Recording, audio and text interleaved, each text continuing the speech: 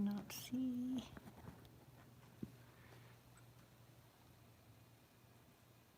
Come on, focus. There you go.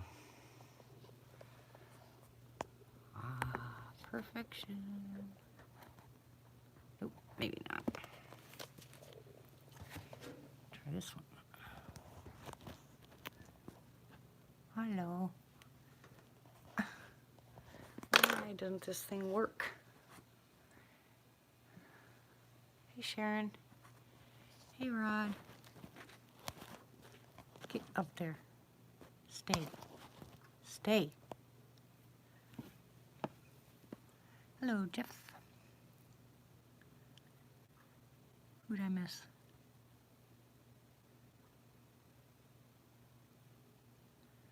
What a sleepy night. It rained all day today. How are you guys doing?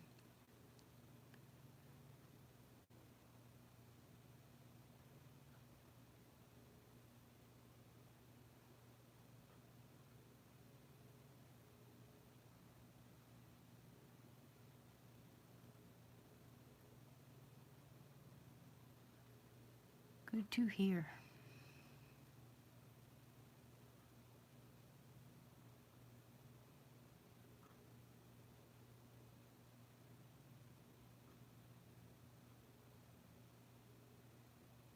Thinking it's pretty windy out there. I can't really tell. I gotta go turn my internet on. Hold on.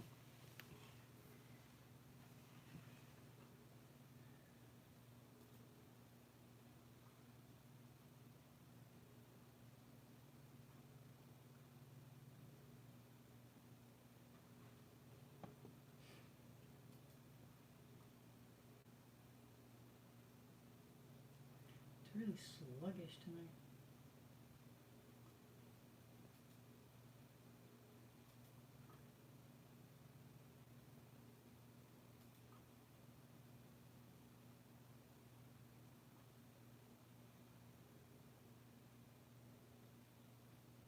Hey, Tony. Well, that doesn't look too bad.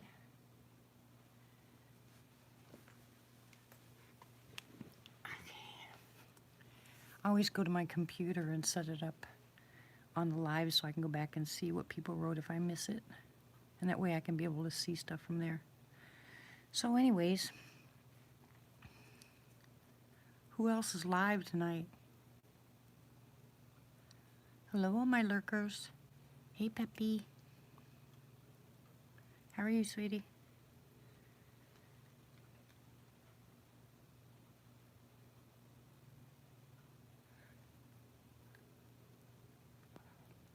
Tell you the truth, I'm tired.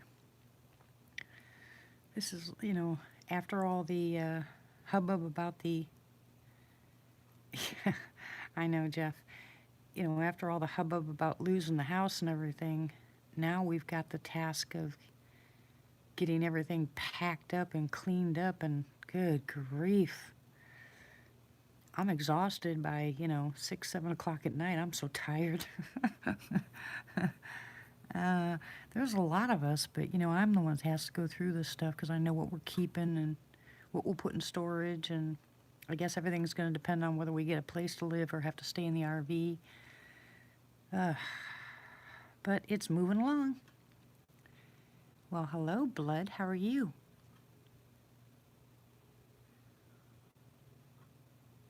Yeah, more money.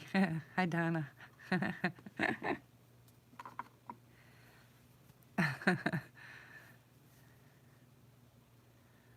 It's craziness. We mean not so good, Blood. I see that you're back and you didn't quit. I'm happy about that.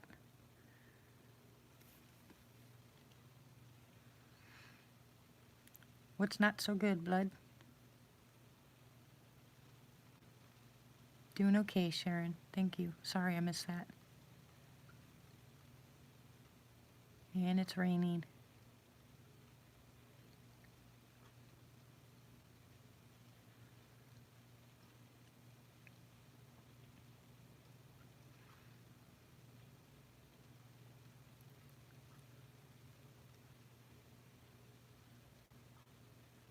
Snowing there, raining here, cold where Pappy is. It's pretty cold here too. It's going to be, the low all week is going to be in the 20s. The highs are going to be in the 40s. It's going to stay cold this week. Oh my gosh, Blood. Oh, I hear you there. Miss Martha, Blood, hasn't had water for God knows how long, and finally she got somebody out there that fixed her water, but that poor lady's been without water for how long, Martha? Yeah, so did hers. It's craziness. Was it due to the cold? It's early, Tony. People aren't used to me being early anymore. Hey, Jamie. How are you, sweetie?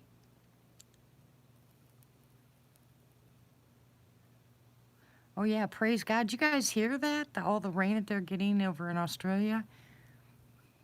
Oh, yeah, Blood. Yeah, sometimes it's actually worse. Oh, my goodness. I'm sorry.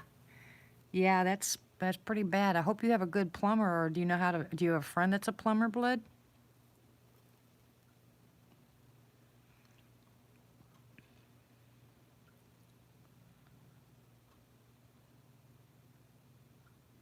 Yeah, the Friday before Christmas. That's right. That was a long time to be without water.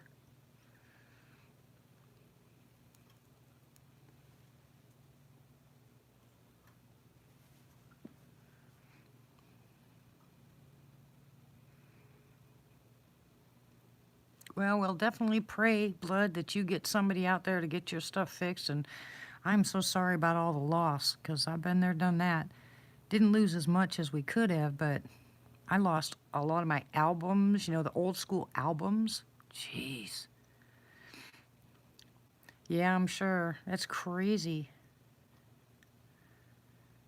That's absolutely correct, Donna. You don't realize how much you use anything until it's gone. Including, by the way, changing the subject to your pinky. You think that your pinky didn't really do much, right? Your pinky finger? But oh my goodness, get a cut on it and wrap it and find out how much you actually use it. I know it's so stupid, but oh my goodness. I had a paper cut on my pinky and had to wrap it. And it got in my way all day. I never realized I used that pinky finger so much.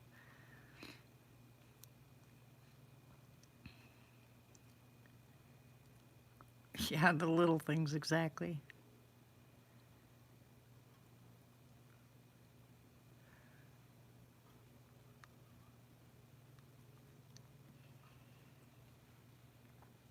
Well, at least you have a landlord, Blood, that's going to fix it.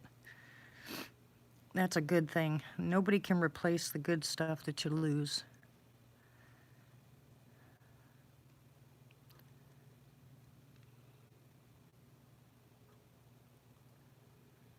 Oh, work sounds so good right now.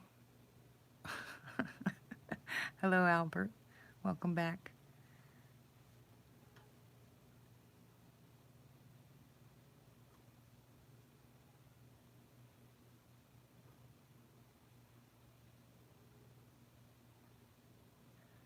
You guys missed the coyotes earlier. Oh, and the base is bombing again tonight, so we might get bombed at. Not sure, but maybe. It's pretty late. I miss working out, to tell you the truth, Tony. Yep, their lights are always on the minute it goes dark. And his whole backyard is lit up too, so I wonder what that's about. But I haven't been at the window for a while. I just got through opening it. It's been too cold. You have a helmet. That's cute. That won't help you here. Hey, Ryan. Okay, so for anybody who's here, I said, I don't know if you guys have heard this. I don't know if I said it or not, but I've started to do some research, and I'm collecting some data, some information. Okay, Tony. Collecting some information from those of you that have had interactions with either Sasquatch or other cryptids and ended up with any kind of physical impairment or I need it firsthand, not somebody that you know, a friend or some coworker. Had to happen to you. You got to tell me the state you're in. You don't have to tell me what city, but the state you're in. Tell me what kind of adverse effects, nausea, vomiting, anything like that. Yeah, anxiety, absolutely, Ryan. Anxiety fits in it. PTSD is going to be added to it because I think what I'm going to need to do is I'll probably have to divide the mental from the physical. But we have lost a lot of Bigfoot researchers just in this past year or 2 years. You got Brenton Sarin, you got Robert Dotson, Lady in Waiting, Fasano passed away.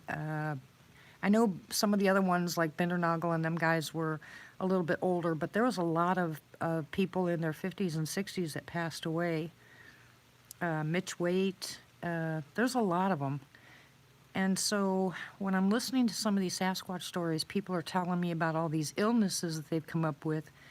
And I think I brought this up to you guys once before, but remember I told you that my stomach issues started about 5 years ago, right? Almost 5 years ago. And that's how long I've been doing the Sasquatch research. And I didn't put two and two together.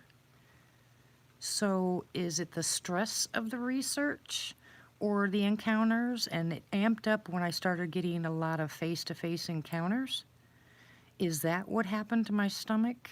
I'm not real sure, but I think what I'd like you guys to do is if people will post, if Martha or anybody else will post my email address, if you guys will send me that brief synopsis or excuse me, brief encounter, tell me what state you were in, what physical condition, and then add to it any emotional, any physical, psychological, whether you have PTSD or high anxiety, and then how long it's been happening. So you're going to tell me the year that it happened and then how long you've had your problem. I'm going to try to see if I can't collect a pretty big data collection of people all over the world, and hopefully I get enough information. Here's why, kinda. There's a lot of people out there that want to go out there looking for Sasquatch and cryptids. Thank you, Ryan. And a lot of people are just excited about the concept and they don't realize the repercussions. And I didn't realize it until recently, until the doctor, I just got back from going to the doctor and he said they cannot find one physical reason why I'm this sick. I'm losing weight, my stomach is constantly in battles, and it's intermittent. It attacks me and I don't fit any of the categories 100%. They can't figure out what's wrong. So I'm wondering, I have been with these guys, different troops, but I've been with these guys for almost 5 years. And that's just about how long I've been sick. Now, I attributed my illness to when we lost all the family members. Hey, Bob. I lost that to, 11 family members in, excuse me, 4 years is a lot of trauma. But that would account for maybe me not sleeping and the stress level or something like that. But I don't know. I'm not going to try to put it into one single category because things can happen. Other things can happen that can contribute to something like PTSD and some other stuff or anxiety for sure. With today's societies, you're going to have a lot of anxiety. But, oh, really, Ryan? But I really, really, really want some details. And I don't mean 2 pages long. I want to know specifics because I'm going to put them, like I said, I'm going to collect them as data, and then I'm going to put it out there to the masses and tell people, look at the people that have passed away with these illnesses. Look at the people that have chronic PTSD or anxiety or nightmares or, that kind of stuff related to, 100% related to Hey, Tim, to their cryptid experience. I don't know why, because you can't scare these people out of the woods that want to go looking. And I don't want to scare them with physical, but I think people need to start paying attention to what their physical bodies are telling them. And here I am sitting in the window again having this conversation with you, but I don't know. I really think there's a correlation. I honestly do. And not for everybody, you know. I mean, some people might take that anxiety as something else and not even attribute it to the Sasquatch. You know, I mean, I don't know. I'm not going to pretend I'm a doctor or a psychiatrist or anything, but I do want to figure this out. Yeah, you have a lot of military people that come back and they have their one type of PSTD, but then you have the other ones that run into these cryptids and they said they'd rather take the military. You know, you got to wonder about stuff like that. You got to wonder why it is they make those kind of comments. Of course, some of us know firsthand how they can say that, because these things are so big. But I don't know. I don't know. It's not easy running into them. And you're talking about DM encounters. That right there, I mean, my nightmares were enough to stop me from even contemplating running into one. Just a nightmare. And I never even saw one. Oh, and I've got bites all over me. I'm about ready to lose my marbles. I'm scratching like crazy. You all know I'm allergic to ants, right? Well, apparently we must have had a little ant troop that decided to come into the house. And they bit me. I've got 3 bites on my face, 8 bites on my back. I'm going crazy here, itching. Someone come scratch my back. Hi, Pam. They did mine. I told you about my dream, Bob, remember?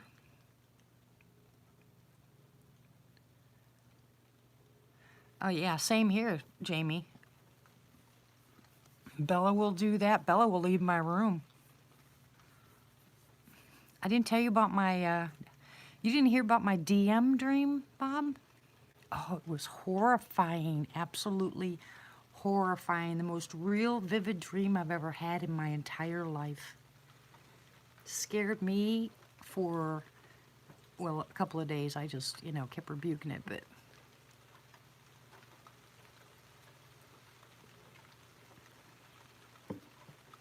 Here comes the rain. You guys are gonna get wet. Ha ha ha ha ha.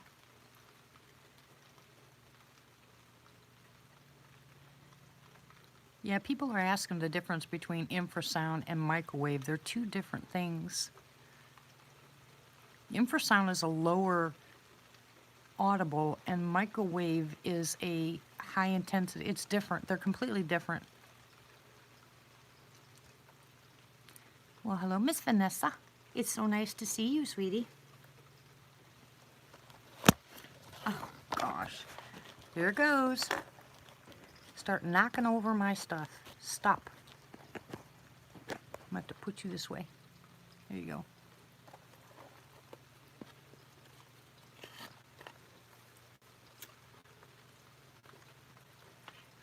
These stupid, idiotic, irritating ants. I swear they're from China. I gotta find a way of putting you guys up here where you're not gonna be knocked over. Let me think.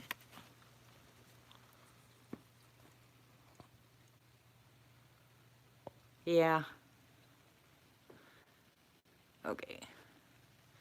Snakeados? Snakeados? Can you imagine if that was the truth? Oh my word. Okay, so yeah, I'm really glad. Come on. What happened? I think the raindrops on the window is going to stop it.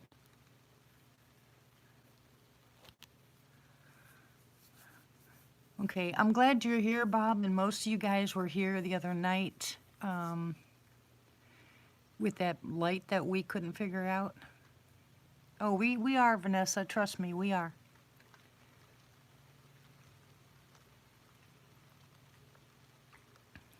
But my son went outside, and here's what's going to be really freaky. You guys ready for this? When we left the RV, when Lizzie and I left the RV that night, I have a little pull-up, it's a little pop-up lantern that is solar powered. What I did was I closed it up and I put it on the front stairs, and we went in the house. And I figured by the time we go live again, it will be juiced up enough from sitting outside. Now that was sitting on the stairs of my RV. My son went outside and picked it up after I showed him the video, and he thinks that that's where the light came from. But I told him, number one, the light was blue, which this thing isn't unless you push the button that makes it blue, red, white, and red. And number two, it's about 15, 20 feet away from where we saw it. And number three, that light was pointing to the ground out towards the street. So who picked up, if it was that lantern, who picked up that lantern and was sitting behind my truck?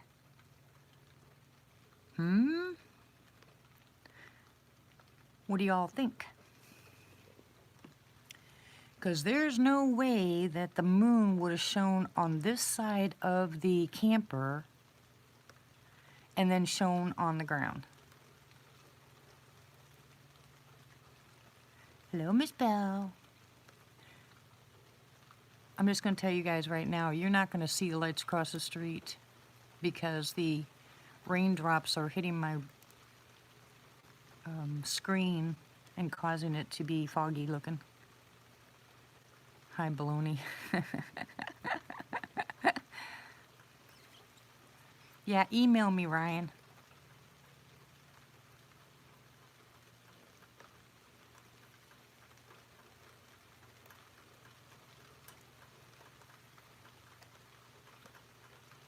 So any of you that have had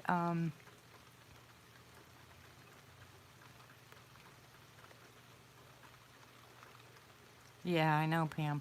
All right, so like I'm saying, any of you that have had a physical or emotional effect from seeing these things, if you would email me, tell me what state, what it did to you, whether emotional or physical, what year it was, and if you still have it. And try to be as detailed about the physical feeling as you can, because I'm going to try to collect all this data. I figure it's going to take me a while. Yeah, Tim, I am. It'd be easier if you email me, because then I can put you guys all in one category.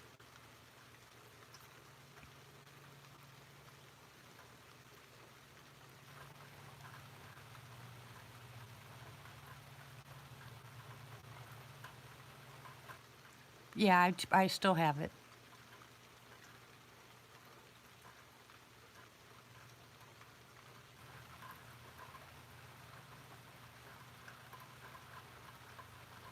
I don't delete any of my email from you guys. I delete the spam stuff, but that's all I delete. I keep the rest of it and put it in a Bigfoot pile. Because some of you guys have sent me pictures, so I don't get rid of them. You're ignorant to email. Do you have Messenger, Tim?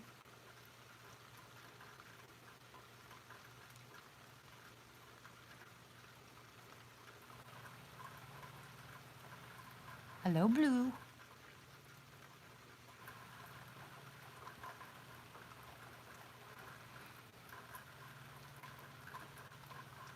Okay, well, look for me on Messenger. Just look for D Sims with the same picture. It's just the wolf, the lone wolf. Oh.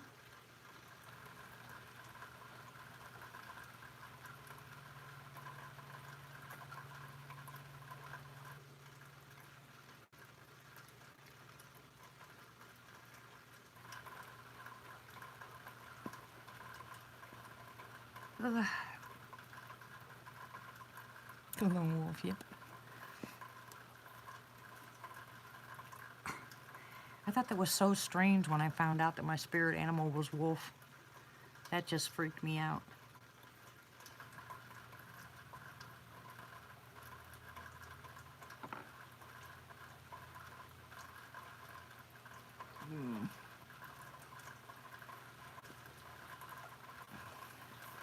Welcome back, Bob. Okay, did you hear what I said about the light, Bob? Coffee. Yum, yum, yum, yum, yum.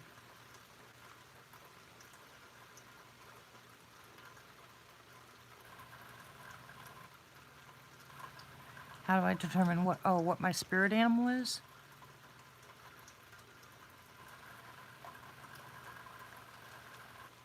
You usually get it from an elder.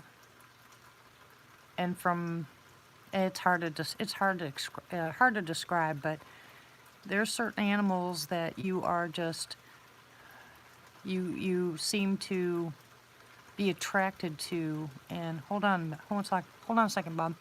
There's certain animals that you just seem to have an attraction, and they have an attraction, and you may or may not have dreams about them. And an elder, if you talk to an elder, they'll ask you certain questions, they'll pray, they'll do all kinds of stuff, and then they can tell you.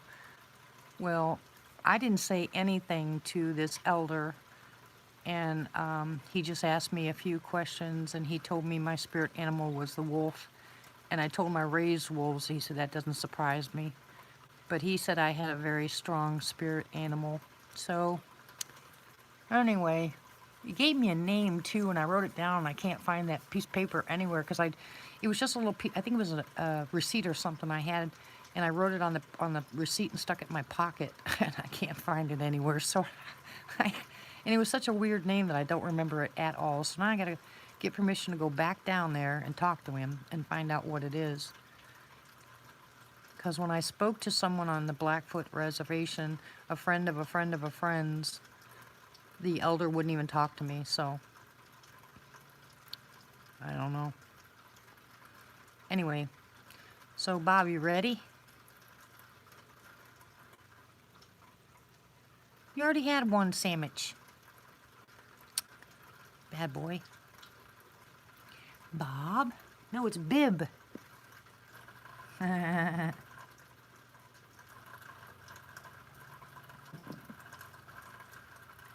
No, just teasing.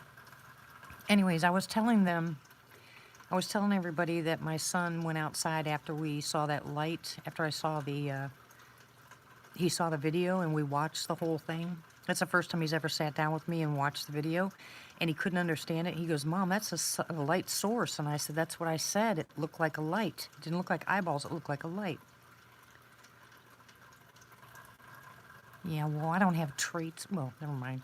Anyway, Peppy, don't start. You're gonna get me started. Okay, anyway, so my son said he went outside and he did find a lantern that's solar powered that was sitting on the stairs of in the front of my RV. Tell him I said it's too late to eat that stuff, Vanessa. And he's got, oh, never mind. Anyway, and he's right as far as it maybe losing power, that it would shine like that, but that was at least 15 feet away from the back of my truck. And it wouldn't have been shining from this side of the RV with the moon where it was. It would have been shining on the ground in front of the RV, not behind the truck facing the street. So I think somebody or something had that light and was playing with it behind my truck that night. That's why we kept seeing the movement, and that's why the light kept turning off and on. Because you have to lift it up.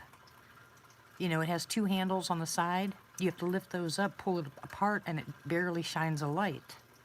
And it kept going off, on, off, on, off, on, which would make perfect sense if they were squeezing it like an accordion to open it. And it would shine on the back towards the street as opposed to in front of the RV. Because I told him, I said, that makes perfect sense, but it's too far away. Tony's not supposed to be eating that stuff late at night, and he knows it. So what do you think, Bob?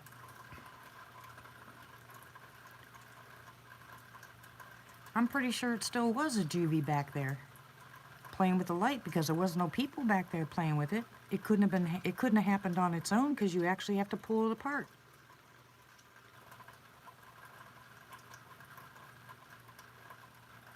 That light will not go off with darkness. It is bad. It's solar powered. You actually have to pull it apart in order for it to shine a light, but because the light would be so bright, it would be why it wouldn't stay on very long, and they would keep closing it.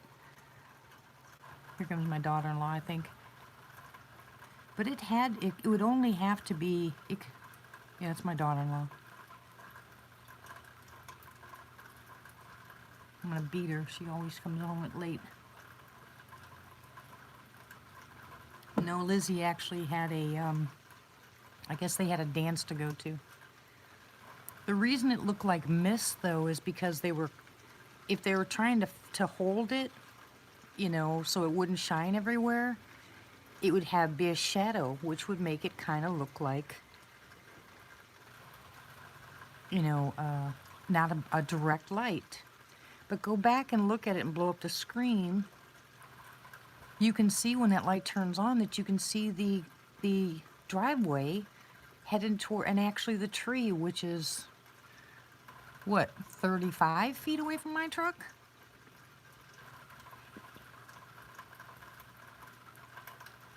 And no person was out there. We wouldn't have seen shadows. We would have heard.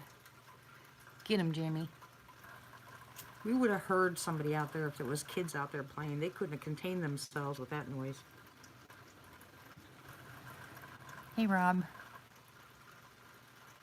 Oh, I'm so glad to hear. Okay, now, second thing, since you guys are all here, everybody listening, this is really, really, really important. Kevin is in the hospital. Kevin Lang from the Glag series is in the hospital. His father called me today, and he is in kidney and liver failure, and they don't know why. So he said, his dad actually said, "I love you, Dee." And I was like, what? No, he's in the hospital. And I was shocked because I think that his dad thinks that he's not going to make it. So depending on whether we get ice tomorrow or not, I may head up to Missouri.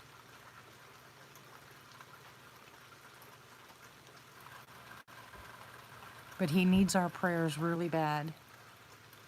And Miss Vanessa also told me that she had bad news, a bad report from the doctors too, so she needs our prayers.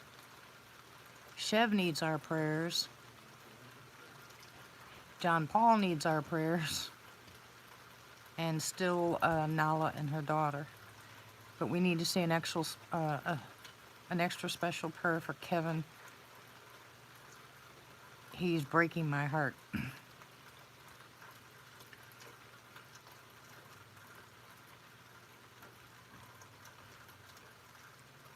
Who's Keith?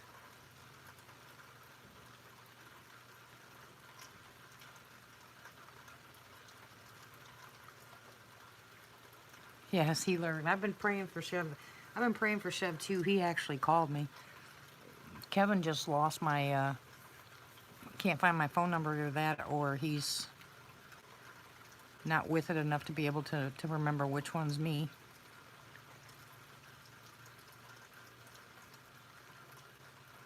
Hey, Barb. Your brother's having surgery?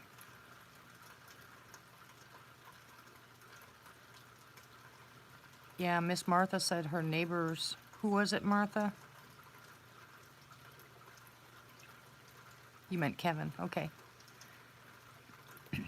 Did it auto-correct you, Vanessa? It does to me all the time. Puts names in there I don't put in there.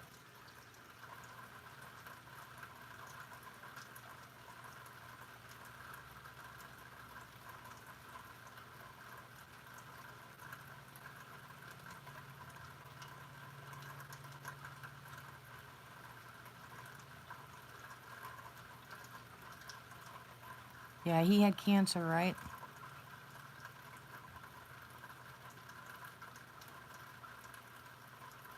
Has anybody heard from Bobby?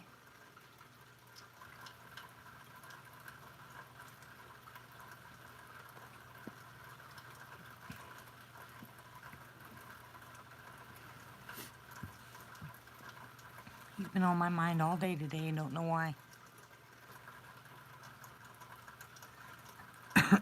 Yeah, let's add Barb's brother to our prayer list and we'll pray today. Yeah, same thing happened to my sister, Martha. She called me. She asked me if it was possible. I got her doctor's reports, and she said, "Am I gonna die?" And I told her, "That's what the paperwork says. From the time she got diagnosed to the time she passed was very short. She died of stomach cancer, gastric cancer." Okay, Jamie, thank you.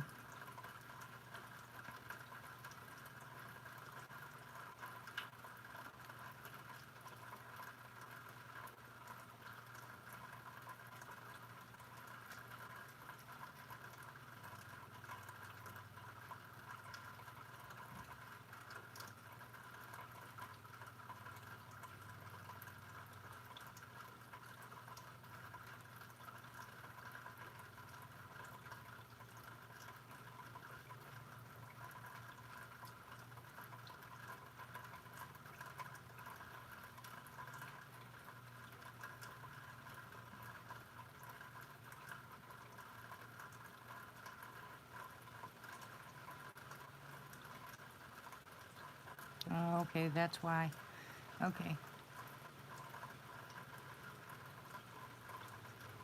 Okay, thank you, Barb. Oh, congratulations to Bobby. He's a grandpa.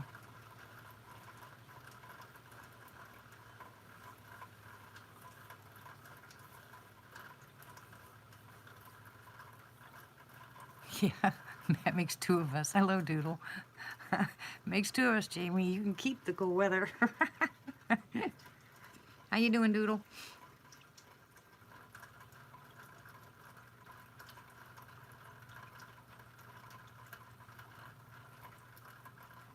Yeah, well, the kids having babies today are so young.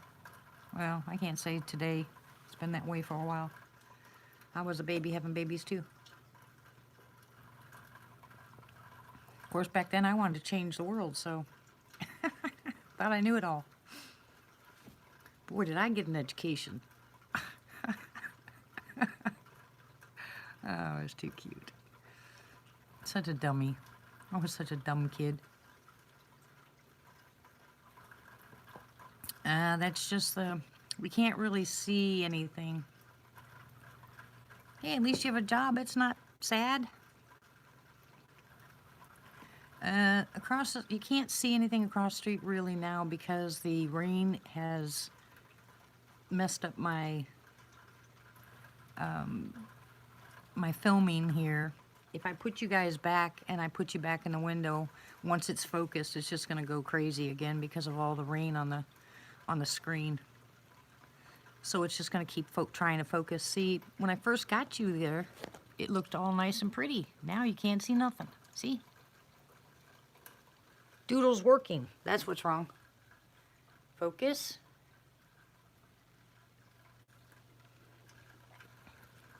Focus. Ah, see? Nice and focused. And then it'll go bye-bye.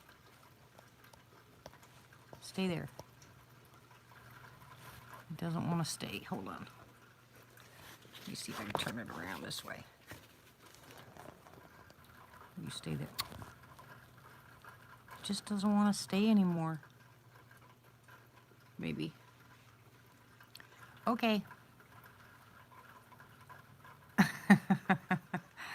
Well, good. I hope you sleep well then, Barb.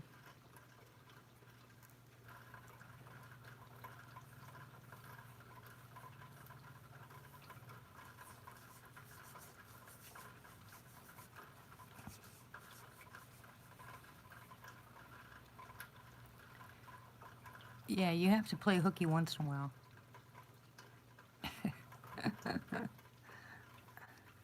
I'm going to, God willing, I'm going to go Sunday. And do you remember me telling you about the guy who, yeah, Tony's wife is on, Barb. That's Vanessa. She's on right now. Tony's eating, but his wife Vanessa's on right now here. Remember me telling you guys about the real estate agent that had a story about a guy who got grabbed by a Sasquatch? Well, I'm meeting him on Sunday. Hopefully.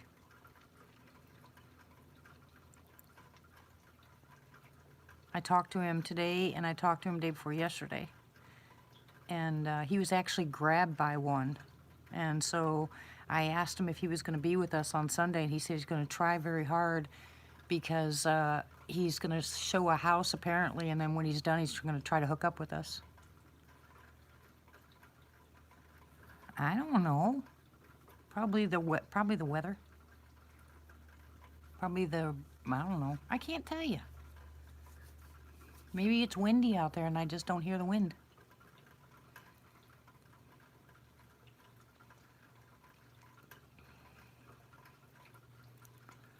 Okay, so I'm going to stop right here for a second. Yeah, I'm meeting him. I'm not meeting the booger that grabbed the guy. I'm meeting the guy that the booger grabbed.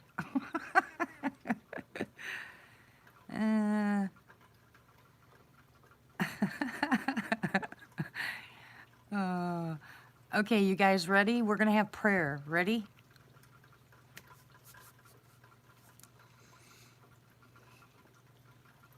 Dear Father in heaven, you are the ultimate creator of heaven and earth and all of us. You are our Father. You are our heavenly Father, and you are, to me, our earthly Father.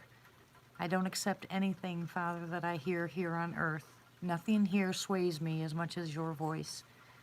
I know, Father, when you ask me to pray, I know when you ask me to stand out, to step up, and I'm stepping up now, and I'm stepping in for Kevin, for Nala and her daughter, for Chev, for Tony, for Vanessa, for T-Paul, Tom Paul, and for anyone else that is ill, for Barb's brother who's having surgery. Father, you are the creator of our bodies, and you know what the enemy plans for bad that you can turn to good. I'm asking you now for a miracle. I'm asking you to show your mighty hand in a time such as this, when things are so bad, when people are so upset, they're depressed, they've lost hope, they can't see the miracles that you created, that you've done. Everybody, so many people prayed and prayed for Australia, and it was pouring rain. And instead of giving you the glory, Lord, they just said, yay. Father, we give you the glory. We give you the glory for every single thing that you do. And I put these, all of them, as your children, as your flesh and blood. They are part of you. I put them in your hands, and I ask you, Father, to please do a miracle. Save them, Lord. Bring them back. Give them the mental capacity, Father. Give them the strength that they can only get from you. Let them not look at man for their answers. Let them not look at their diseases as the cause. Let them look to you as the answer. In Jesus' name I pray. Amen. We have a job, and that job is to show other people in our strength what the Lord can actually do. We can't do that. You guys saw me fall apart on Carrie's show. You saw me cry on Carrie's show, but it didn't stop my praising God. It didn't stop me at all. I still kept thanking him and thanking him and thanking him and thanking him. And all my problems haven't been, who's Rasta? All my problems haven't been solved. I'm not living high off the hog now and everything's fine and we have a refrigerator full of groceries and all my bills are paid.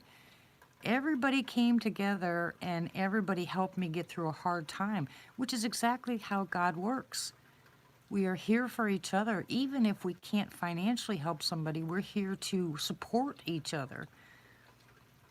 I absolutely 100% believe that your mindset changes a lot of stuff. You have to have the right mindset. You got to look beyond what's here. And I'm telling you, I know a lot of you, and I know, hi Chrissy, how are you, sweetie? And tell me some good news. How's your dad?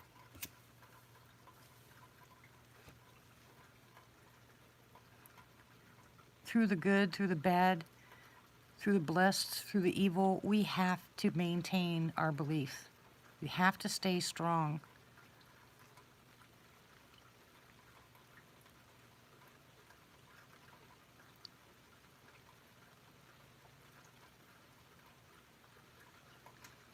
My condolences, Chrissy.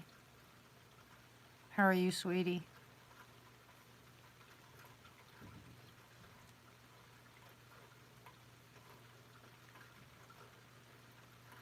Sadly, people, sometimes Lord takes people home.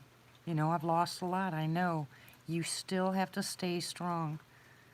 Look at it this way, and I know it's really, really hard to look at it this way, but let him take the people home that he has to take home, and the rest of us stay here to fight. Yeah, I know it's hard, sweetie. I know. I'm so sorry. We can't stop the pain that we feel at all, ever. But we still can fight for what's right here and help other people. Don't let the enemy win. Depression, anxiety, you know, all that stuff, that is not the way it's supposed to be. We need to stay together. We need to stay strong together. Okay, I'll watch it, Chrissy. My heart's with you, sweetie. We're all with you. We're here.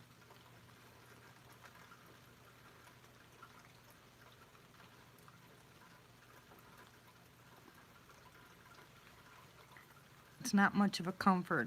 Hey, Cryptid. Not much of comfort when you lose somebody, but you know everybody's here if you need us. And there's anybody here, Chrissy, anybody here will be here to talk to you if you wanted to talk to them. And I mean everyone. There's not a person on this channel that wouldn't give their heart out or sit down and let you talk.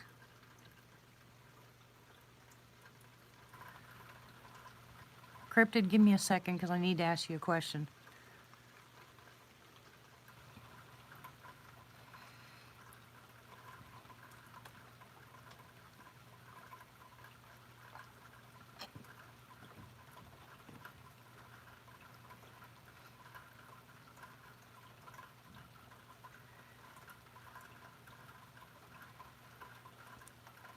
You have family around you that are with you, Chrissy?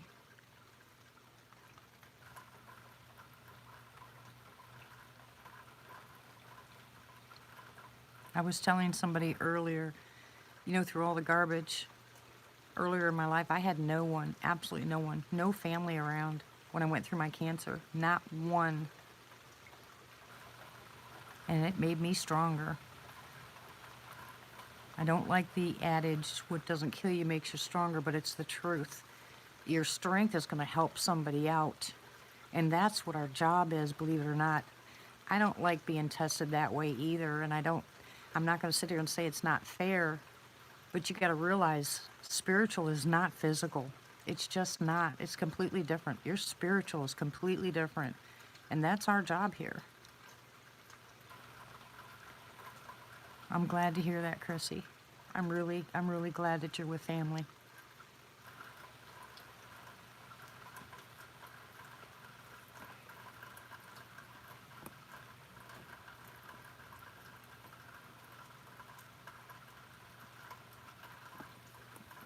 Hey, Cryptid, what I need from you, sweetie, if you would, is you or anybody else that you know, would you please, because I'm starting to gather some data on people that have had sightings or encounters or life experiences with cryptids on their physical, on the person's physical. So I need the date that you had your encounter with it, the physical part of it, whether it's nausea, vomiting, time lapse. Then I also need to know if you have PTSD or anxiety over it and what state you're in.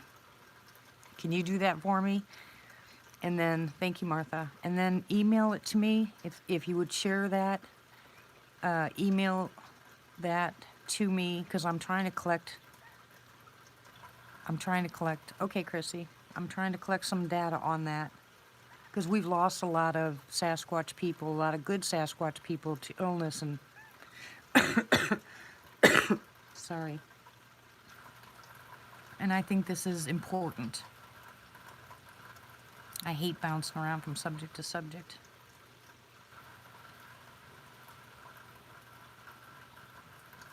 we kind of have to. They're blinking out like crazy over there. You sure there's no... I don't know. It should. That's my job. That's our job. Okay, I'll email it to you, but I'm asking you to ask other people to... Hey, Buckeye. I'm asking you to ask other people to contact me at my email address if they've had that, and then I'll walk them through it and ask them the questions. I don't want to do it on YouTube because I was going to, you know how they have questions on YouTube, because I need more details than I can put on there. So I think emails will be better, or texting or anything.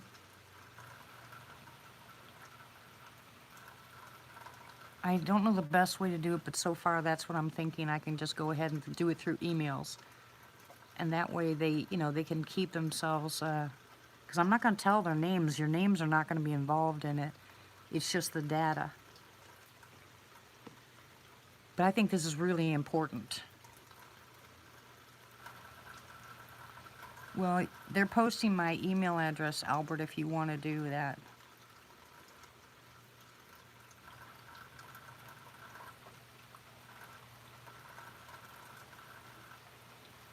That's actually a floodlight across the street.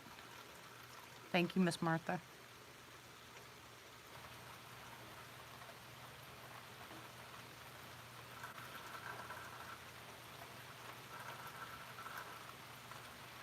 I'll wait till later to tell you my DM nightmare, Bob.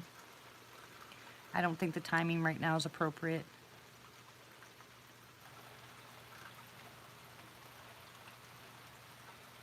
It's okay, sweetie.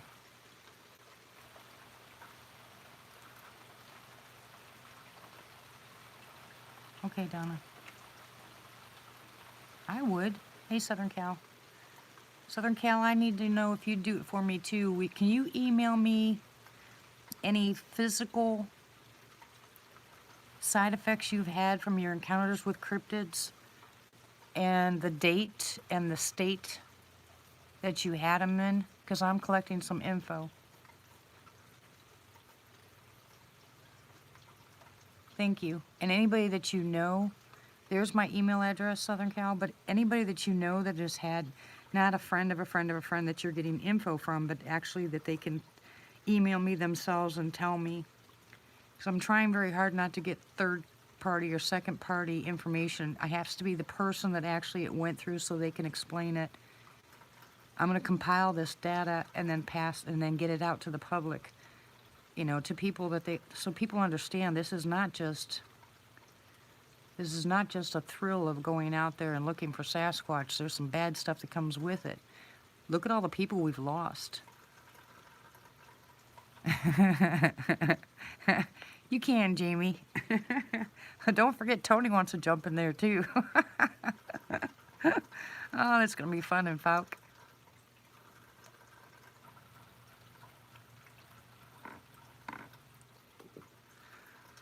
Oh my gosh, these are itching so bad. And I'm out of plantain.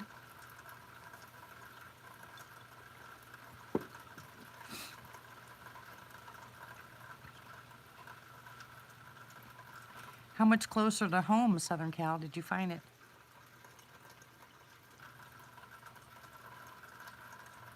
Yes, he did, Jamie. Oh, I have some neem downstairs.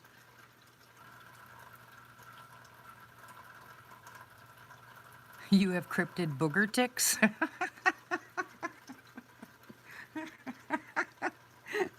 Oh my gosh. Neem oil. It's something that I tell people to use for bad earaches, but I never thought of putting it on something that itched. I use plantain for everything. When it itches, I use plantain. It works. But I ran out. Oh, that's really cool, Southern Cal. Yes, I did. Thank you very much, sis. Bob, you're killing me. Hello, my lurkers. How are you?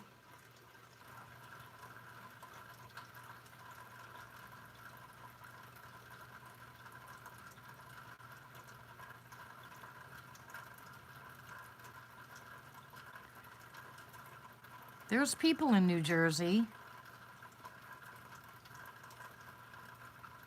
I'm suggesting, hello Cosmic, I'm suggesting that there's a lot of people that are getting ill from encounters. Some don't even realize that it came from the encounters. And some have actually passed away. So look at who we've lost. Brain cancer was Robert Dotson. We lost Brenton Sawin. We lost Jim Fasano. We've lost Lady in Waiting, Bigfoot researcher. That's just to name a few. There's quite a few that have had heart attacks, that have PTSD so bad that they've quit. There's a lot of stuff going on. So I want to get as much.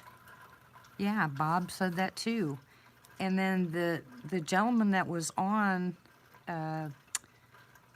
just the other night said that when I asked him, he said that he was that he had a near-death experience. Yeah, J.C. Johnson.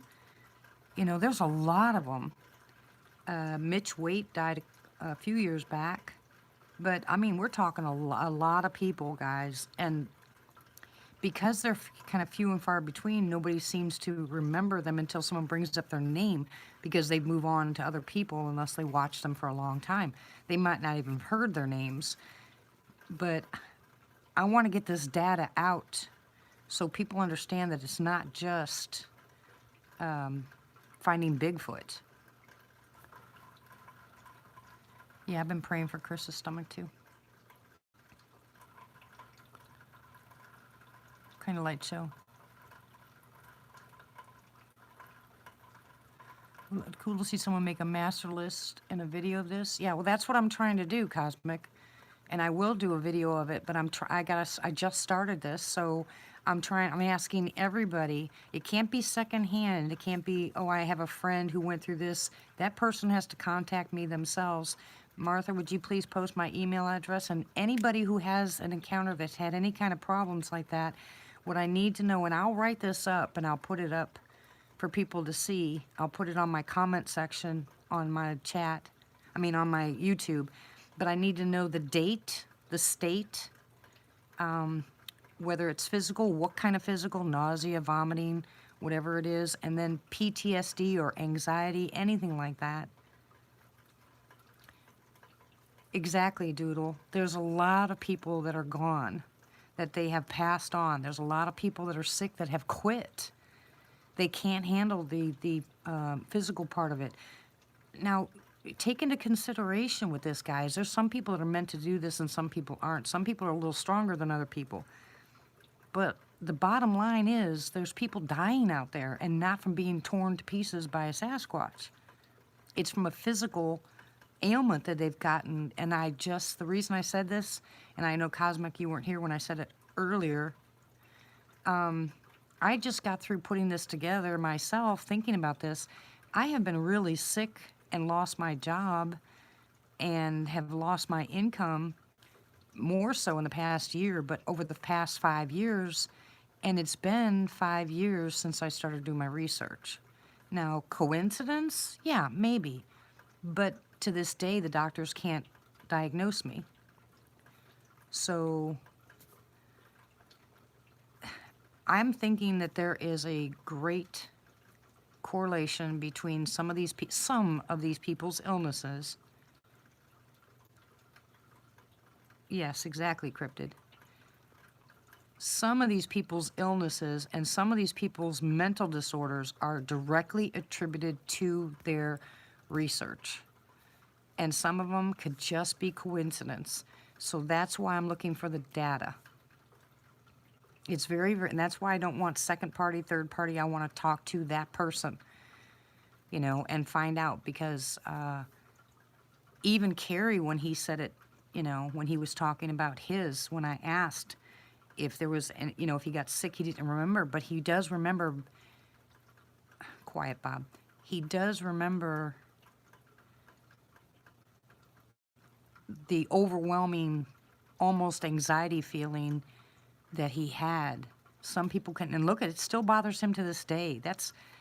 You know, that's forever. Yes, you are, Vanessa. And I'm going to help you fight too. We don't quit on anybody, do we, guys? Miss Vanessa just needs reassurance.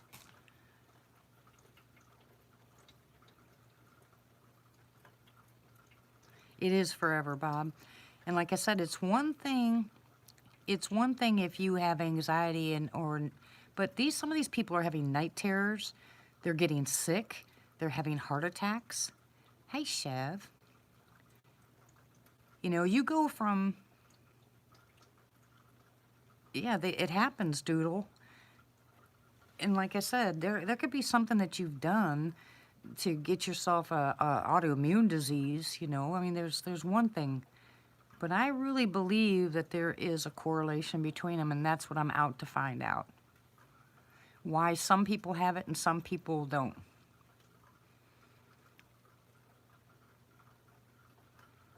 I don't know, Pappy. I don't know. You know, a lot of people talk about infrasound, and I told you I don't think I've ever experienced infrasound. I've never been paralyzed by it. I've never experienced time lapse.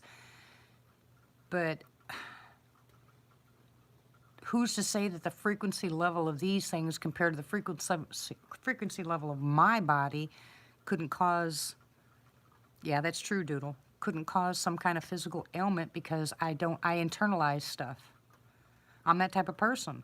You know, if something bothers me, I usually internalize it. So if I internalize it, it makes me sick, right? I'm sure a lot of you guys do the same thing. There are some people that don't. They verbalize it all the time. But there are some of us that just keep everything to ourselves. It beats us up. So that could be it too. That's why I said I need to talk to these people. I need to find out from them what's going on. Oh, really? Well, I had that cat on the property. It didn't even make a sound, but I knew it was there. And I looked up and saw it. You know, there was no infrasound or nothing like that, but I just knew it was there. I mean, and I was vomiting at the time. I did not hear a sound. Sorry, my GERD's going crazy. I have to get my water. Hold on. Worst thing you can do for GERD is drink water. Yeah, I get that too, Cosmic.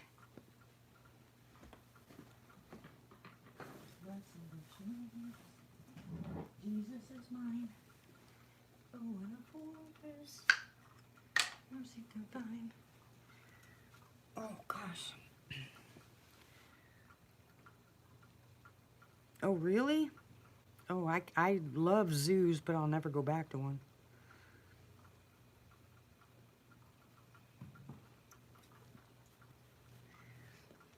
We left the San Diego Zoo exactly an hour before a bear or bears got out of the habitat. Oh my gosh, you would not believe. I was like, and I had the grandkids with me. What? What'd you say, Tim?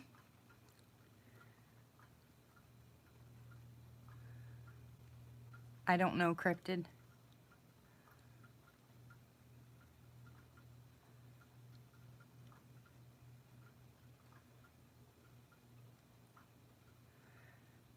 Chev, I talked to Kevin's dad tonight.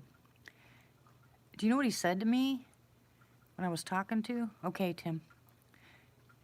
He said, I said, I'm going to try to get up there to see Kevin, but I'll be praying for him. He goes, we love you, Dee. And I was like, what? I only met the man once. It freaked me out. He's really scared. I'm hoping weather permits and gas permits that I can go up there, because I'll fly up there tomorrow.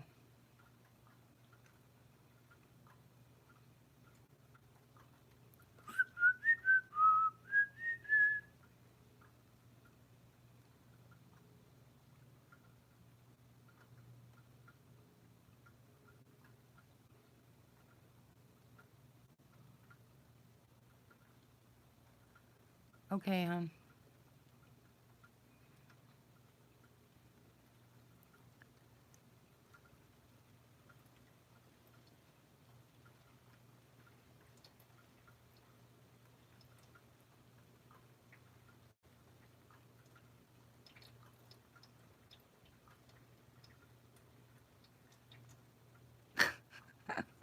My roof is peeing in there.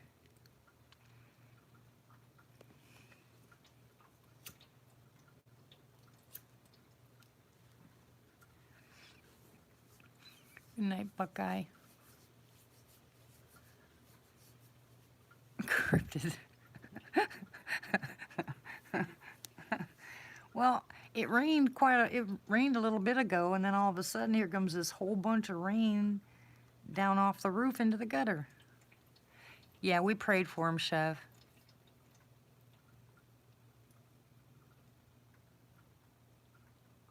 You leaving too?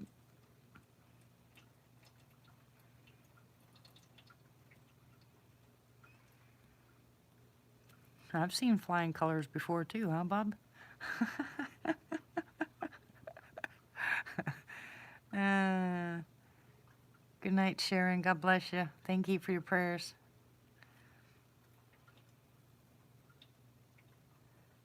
I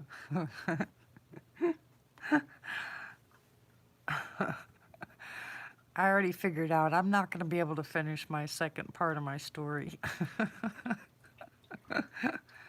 No, not LSD.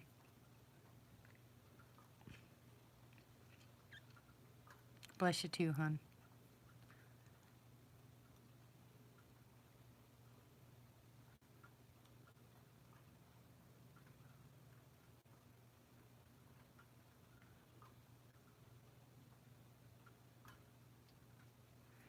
Well, anyways, like I said, I would like to go out there or send somebody out there with that little light and show you what it looks like. Let me see if I can find somebody that'll go out there and do it.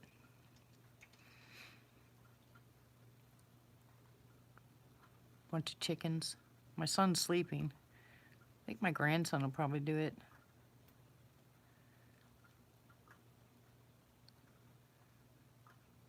I think that's a good idea. I think we need a reenactment. Okay, let me go find out if anybody's awake.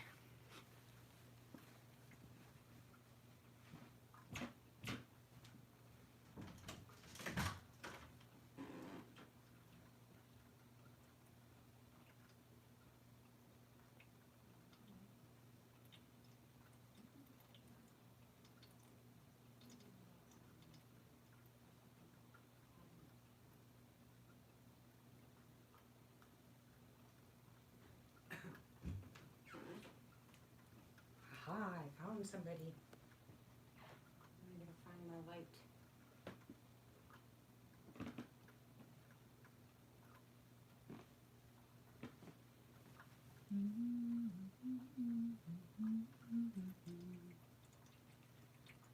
I'm gonna go find my light now. See what I can do with it.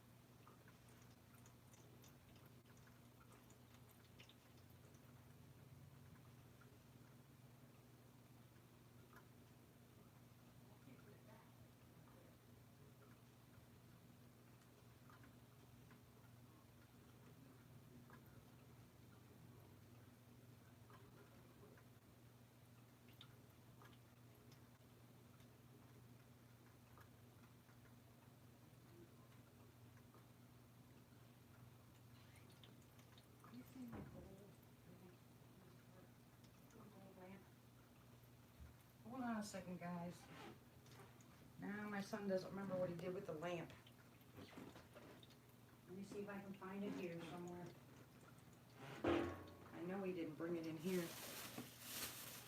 I told him to put it back out and back outside to get some sun.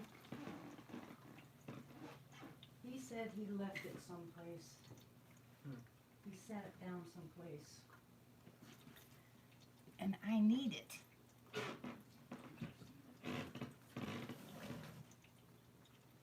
What you can do for me is you can take this, do you have a flashlight? Oh, my phone. Okay, can you do me a favor? Come here, let me show you something. See where the back of my truck is? You see the little, Not really. get closer. Okay, you see the little reflector off the back of my truck?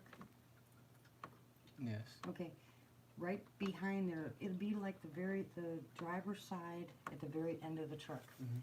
If you'll squat down there, take your light and just shine it towards the back tree, Back tree. you know, down the driveway. Okay. Just shine it that direction, just for a brief minute. Okay. Do My that. flashlight's not that strong though. That's fine, because my light wasn't that strong either. Okay. Just do it once and then you can come on in, Okay. okay? Just for like how long? Just turn it on just for a brief minute and turn it off. Okay. And then come in. Close that door for me, please. I just want to watch the coloring. Okay, you guys ready? I have no idea what my son did with the stupid light. Yeah, hey Matt. So it's not as, well, it's not as dark as it was. Remember that, guys. No, I take that back. It's not as light as it was. So I want to put you over there. And wait until he goes over there. Torch? No, flashlight. All right, here it goes. Pay attention.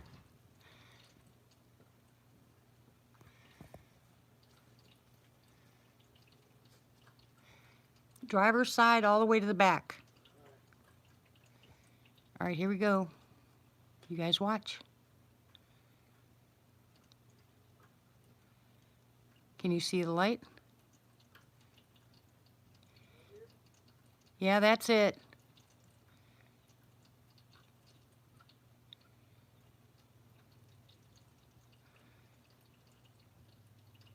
That's right, you don't. Okay, thank you. That's good, thank you. Get my point, guys? Thank you very much, Southern Cal. Do you see what I'm talking about, guys? He's using a flashlight, and we saw nothing. Well, of course, I didn't see the blue that night anyway, but he just shone a flashlight back there behind my truck.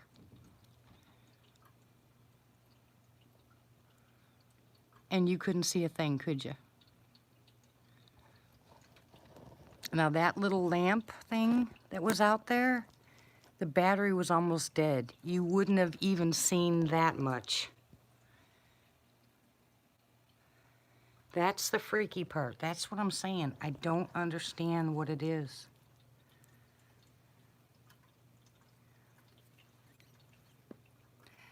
Yeah, it was up higher. No, I don't think so, Cryptid, because it was shining on the ground facing or going towards the street from my driveway. Looked like the light was at the back of my truck. None of this is making any sense.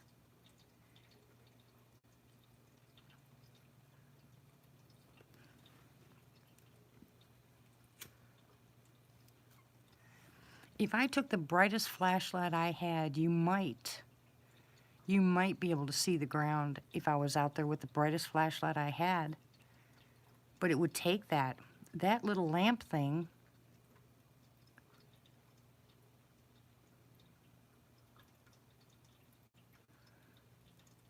The battery was dying. That's why my son said it was going off and on, off and on. It doesn't make any sense. Your driveway's a portal. Thanks.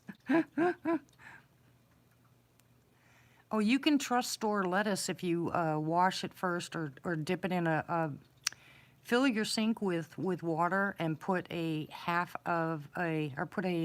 full of peroxide in it, and then put your lettuce in it. It'll kill anything that's in it. Then dry it off and eat it, and you're fine.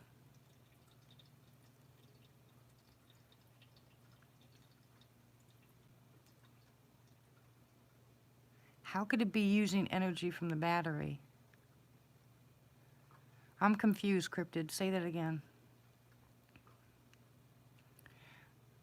Well, that won't fix GMO, but it'll fix the possibility of getting listeria.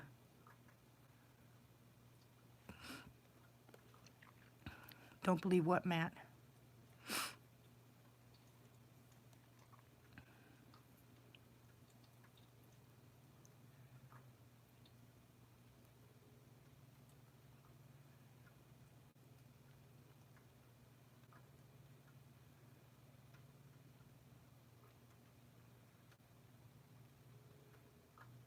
Yeah, the battery was dying.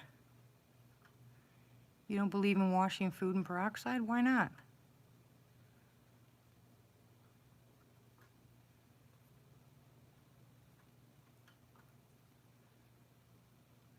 Yeah, I don't think it was a ghost. I just can't explain it. All I can say is this. If that little thing was sitting on my steps, okay? Hey, Lane. Was sitting on my steps and the battery was dying, then that night would have made sense if it was sitting on the back of my truck to go off and on, off and on, off and on. That made sense. But there wasn't a light. You got to understand, you have to lift it apart from each other. You have to pull it like you would an accordion to open it up, to turn the light on. And that light is a bright white. And this light that we saw that night was facing the ground and headed towards the street. Just like if someone was sitting behind my truck turning off and on a flashlight. The strange thing about it is there was a blue coloring behind it. Was that from the moonshine with the clouds?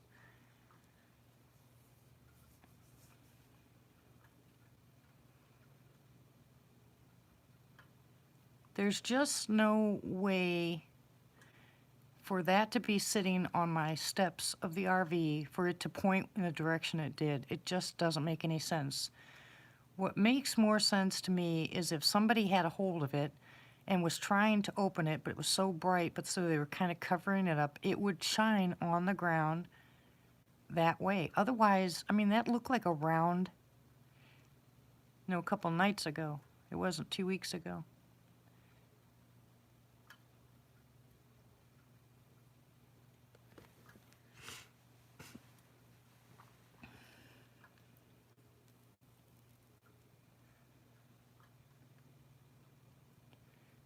It wasn't 2 weeks ago. Was it 2 weeks ago? It wasn't 2 weeks.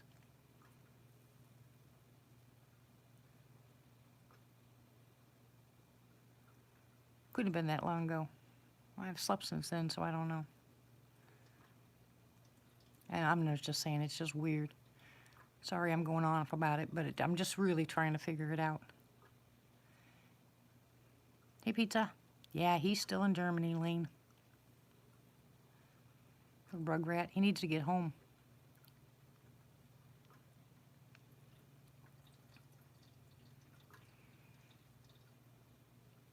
Yeah, last week.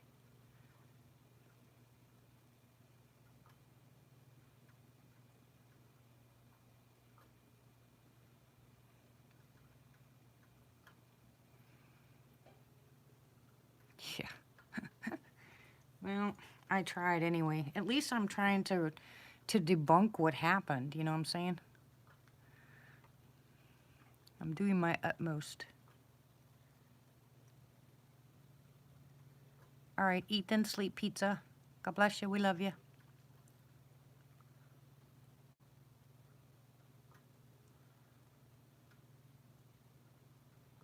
So where's my bright light across the street?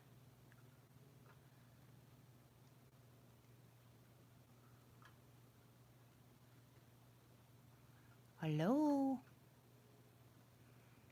What happened? Nothing happened. We got to pray for Kevin, Lane. He's in the hospital with kidney and liver failure.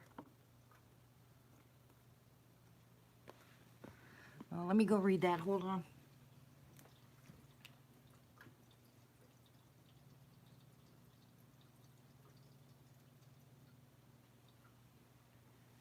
Okay, Cryptid, are you gonna send it to me? So I can see it?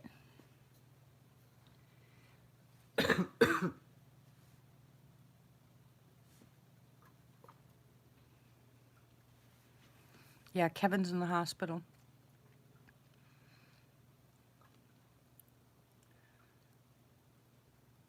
He still hasn't called me. Hey, Shadow, how are you? Stranger.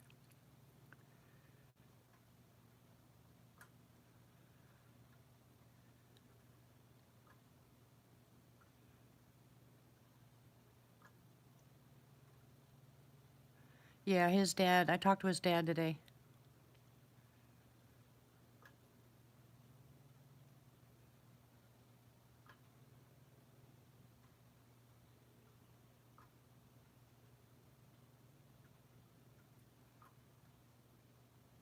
Okay, Cryptid.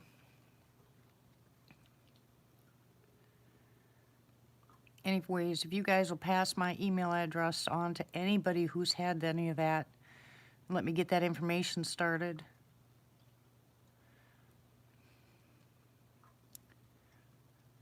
And, Chev, if I'm able to take off and go to Missouri tomorrow, I'll let you know. I'll keep you informed. I won't have any service until I get back. Thank you, Martha.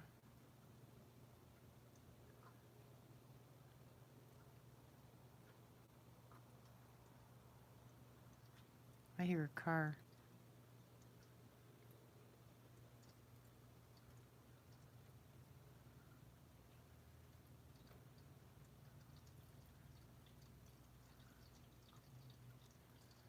Hey, Matt, let me ask you a question. Why is it you don't believe in the peroxide? You've been saying that for a long time. Me too, Shadow, I know, right? Every time they talk about food, we get hungry here. Now you made me hungry.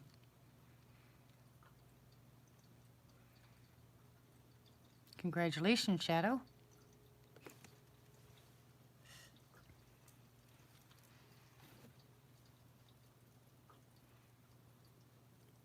Yeah, I don't think he'll be on the phone. His dad had to call me. I've been talking to his father. That could change, though. We're praying. Everybody's praying.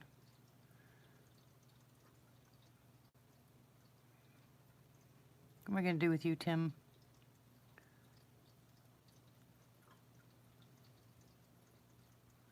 Oh, well, yeah. I'm sure your country doesn't do what I'm sure your country doesn't do to yours what ours does to us. Okay, thank you, Rod.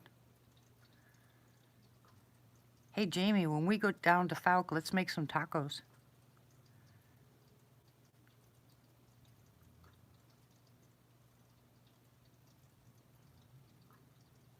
Yeah, your body actually makes peroxide.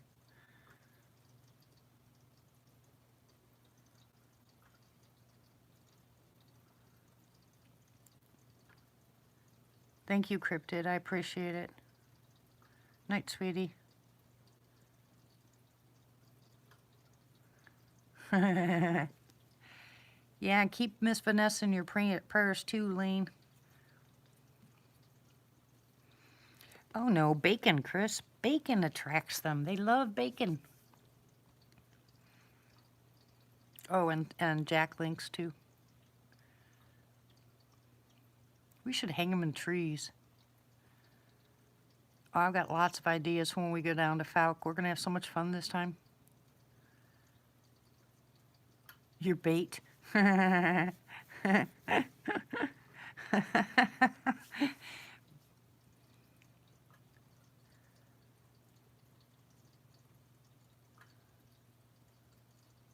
Yep, hang bacon in the trees.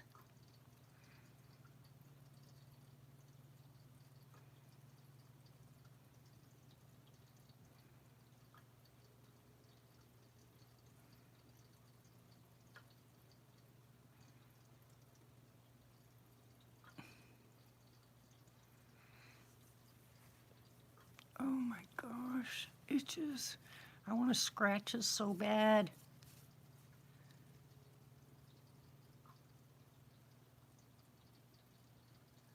Are you going to do it, Cryptid?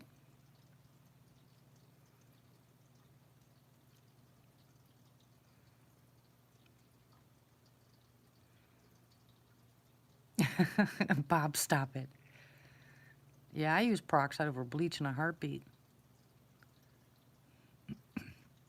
Nothing better than peroxide water with a little bit of lemon in it and spray it all over your counters. Instantly kills the bacteria and makes it smell good. You can put it on anything. Send the chopper. Get him, Jamie.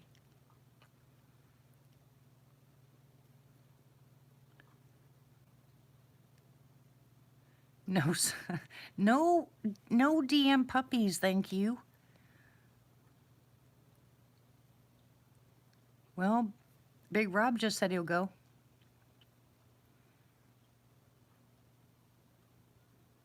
Oh, really, Cosmic?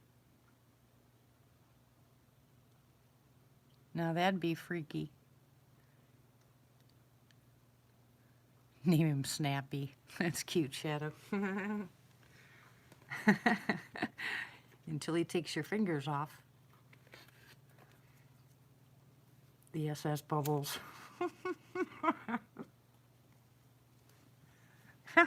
How cute is that?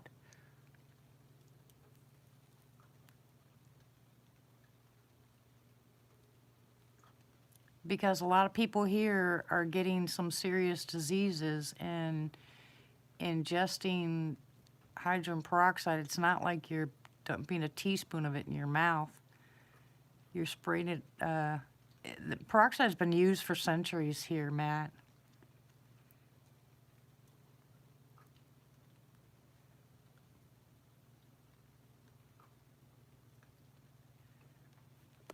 Yeah, things are different here, Matt, than they are there.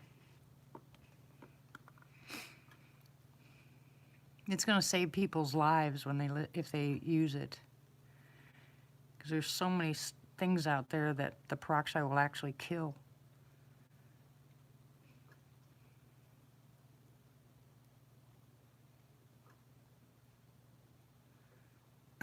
Chris. You're bad.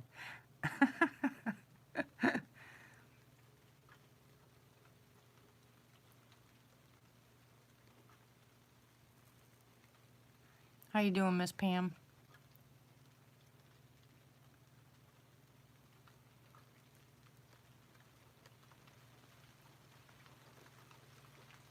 Here comes the rain. Are you sure? Yeah, I got that reference, Chris.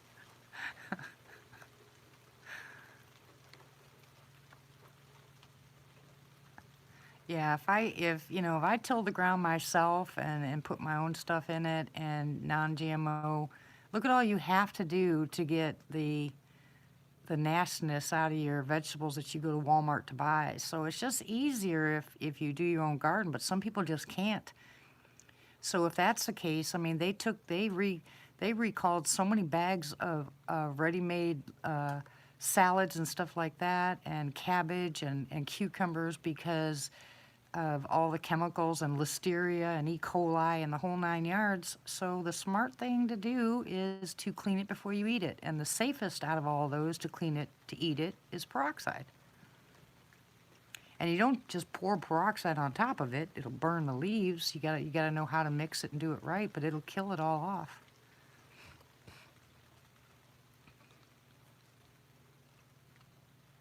Now, if I told you like Rick from Woodbooger Farm said, pour a bunch of, just gargle it, you'll be dead. Yeah, exactly, Bob. There's a lot of things out there. But here, like diatomaceous earth, Matt, here diatomaceous earth was in all the ground, but they've over-chemicaled it so bad you don't have it anymore, which is why people are getting some of the parasites that they're getting, because there's no more diatomaceous in their foods. Diatomaceous earth. People that had their own gardens didn't have that problem.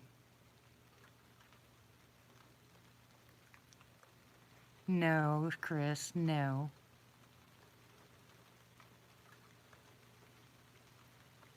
Exactly, Albert. A lot of stuff they took off the market was because it was actually curing people.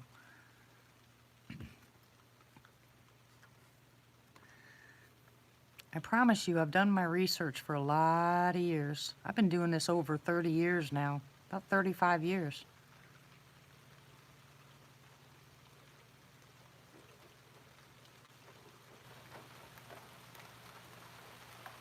Oh, I love the sound of rain.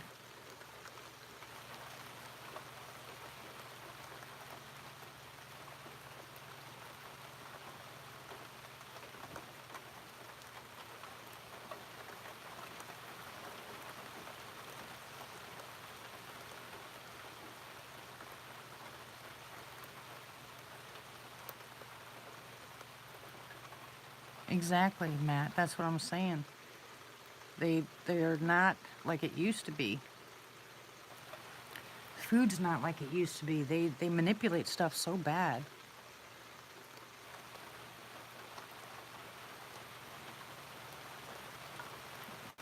Exactly. Well, you be careful, Cryptid, if you decide to go. Make sure you don't go alone. And how many crew do you want?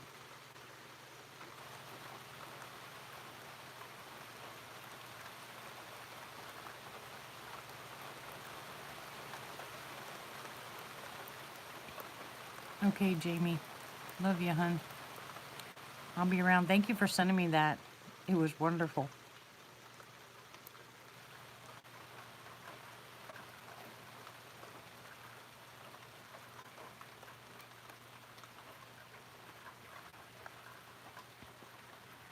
Right, but the best thing that you can possibly do is get the non-GMO and rehydrate the ground with diatomaceous earth and reset it. If you reset it, which is what would happen, Bob, when they let the ground rest for a year.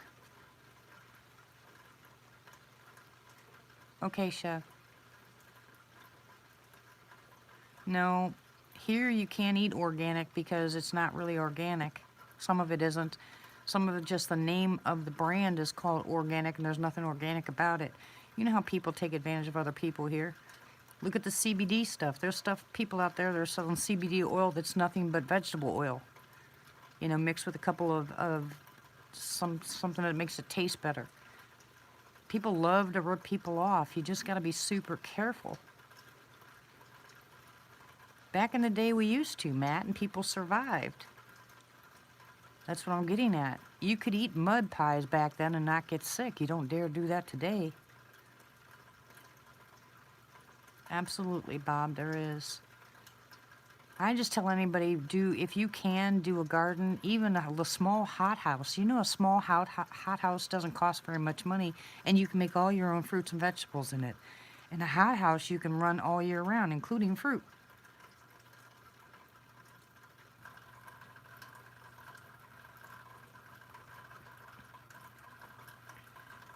Yeah, next time when we move, the first thing I'm going to start putting money away for is a FLIR. I actually want one now, and not one of those baby ones either, because everybody and their brother that's got one of those say they're not worth the $1,000 you pay for them.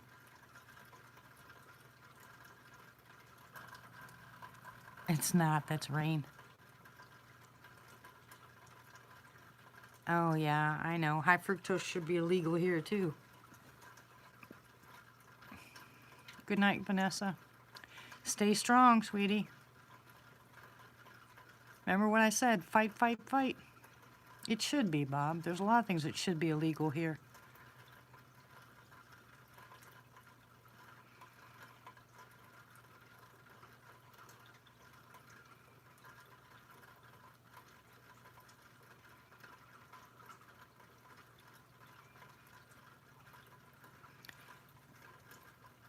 Turtle to the corn syrup is right.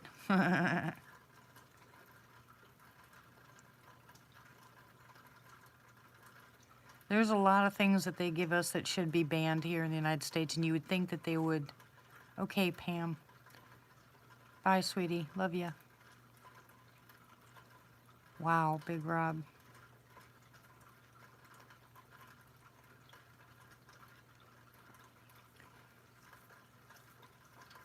Yeah, you're supposed to get your harvest for the first 6 years, and then on the 7th year you're supposed to let your land lay dormant, and that brings back up all the nutrients and vitamins and bacteria that it needs to become replenished. And they don't do that anymore. What they do is they just put chemicals in it to kill everything off, and then of course they put the GMO on the ground and the pesticides, and they put the GMO seeds inside, and then they grow it in abundance so they can feed the masses, and people are getting sicker and sicker and sicker. And instead of your body fighting off these diseases, they're actually getting the diseases.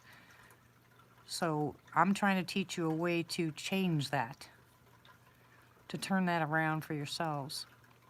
Just check into around, yeah, just check around your neighborhood and find out how much it costs for a small hothouse.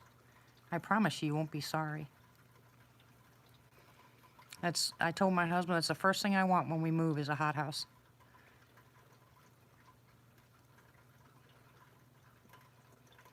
I can grow lemons in the wintertime if I want. Well, from the store, no. But if you grow them yourself, like I had peaches and apples and grapes out here.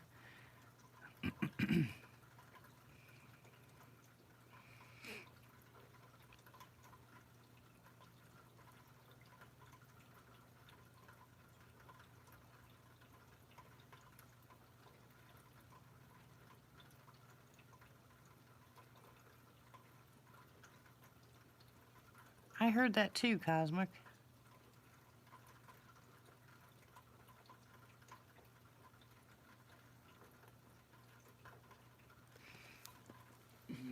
In fact, I think it's Wes Germer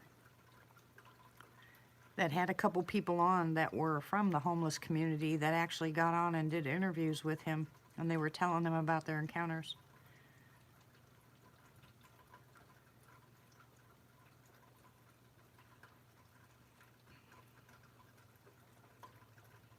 It is, Matt. Oh, Bob.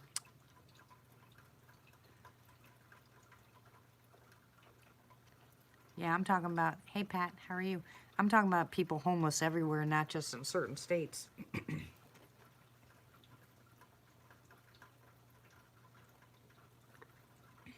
That guy in Ohio that didn't want to tell his story, the reason that he didn't want to go live and tell his story is because he didn't want to tell them that he was homeless.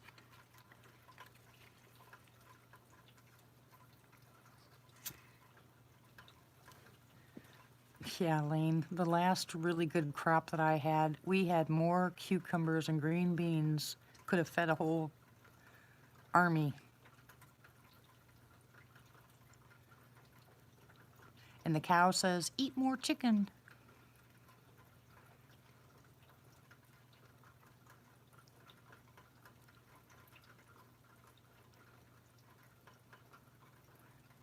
Yeah, they do. The ones in Florida. Some of the people in Florida. Good night, Cryptid.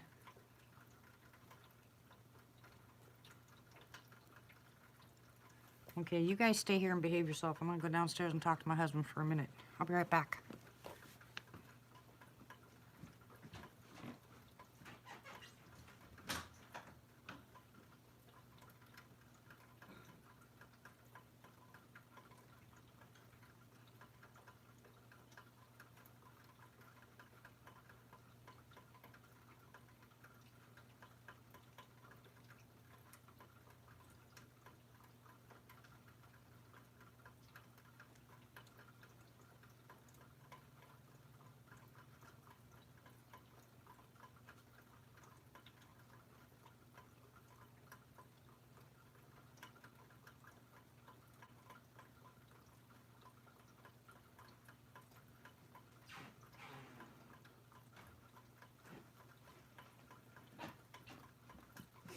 Hermione went to bed.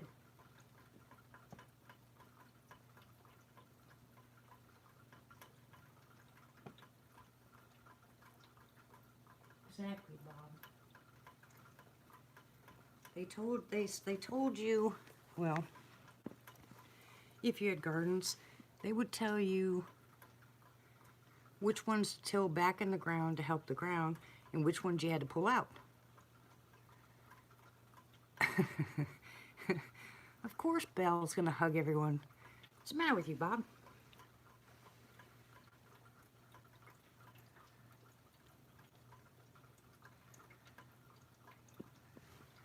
Let me move this and see if I can get that light. Where's that light? There it is.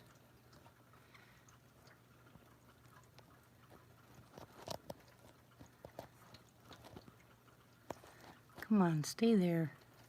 Ah, I hate this thing. Come on. Dang it, I need something to put this on. Okay, stay there. Nope. Oh, dang it. Focus.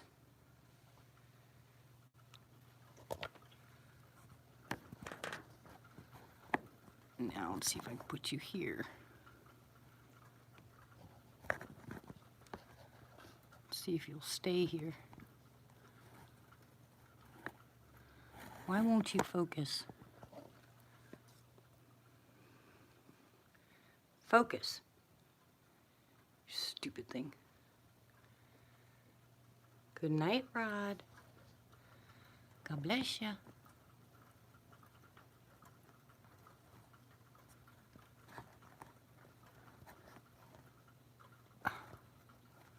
I can't get anything to stay put tonight. There you go. Stay put. Don't move. Hey, Bobby.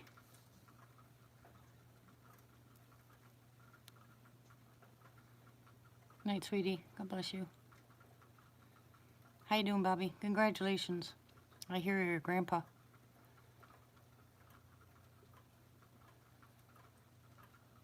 I can't go to the left. If I do that, it's going to fall off. Right now, it's just hanging on a thread. If I even cough hard, it's going to fall off.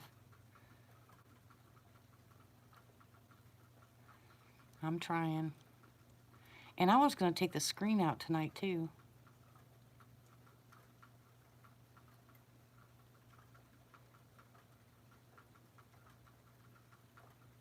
So is it a baby girl or boy?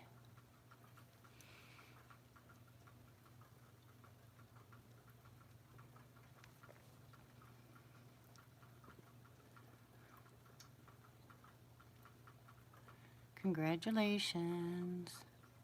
Would you name it? Would they name it?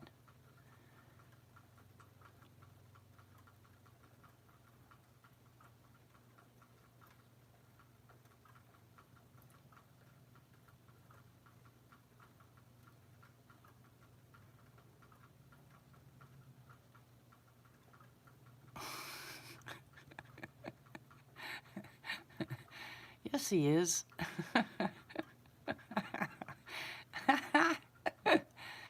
Canaan?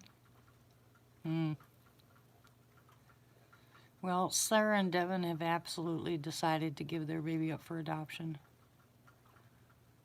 So we're helping them find adoptive parents through the agencies now. Sarah's already named him Carter. This is not going to be easy for that child.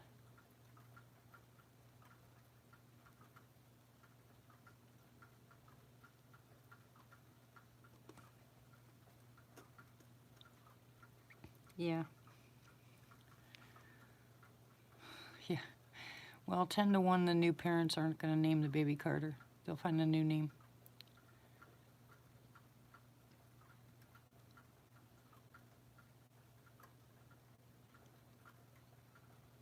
No, Bobby, wait till he's like 12 and tells you off, or 9 and tells you off, then you'll feel 90.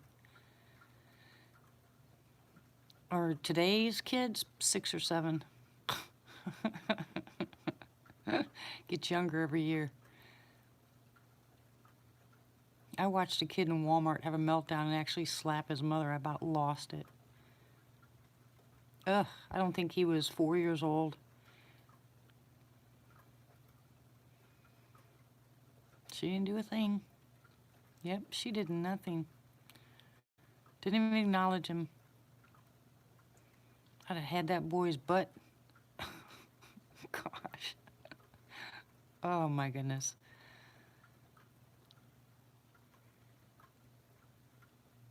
Yeah.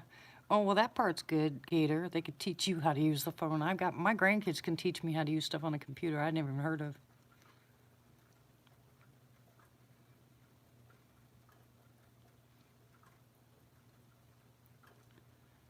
Yeah. Makes me that really does make me crazy.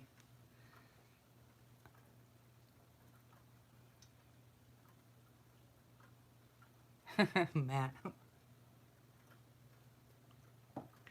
Another reason I want to move to the mountains. I really just have I just can't sit and watch this stuff. It just makes me nuts.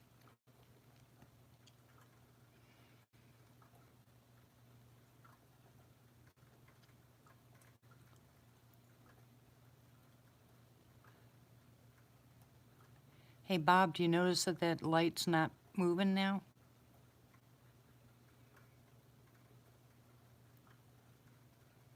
I know it is, Martha.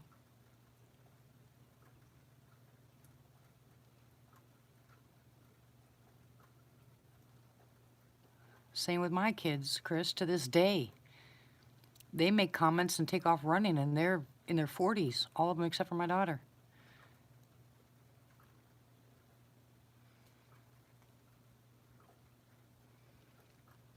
Yeah, I know it is.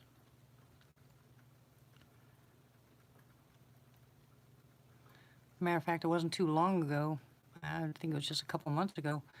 I slapped Gabe across the face so hard, his teeth rattled. Kids don't talk to me that way. I don't care. They can do whatever they want, but I will not have a child talk to me that way, period. Mm-mm.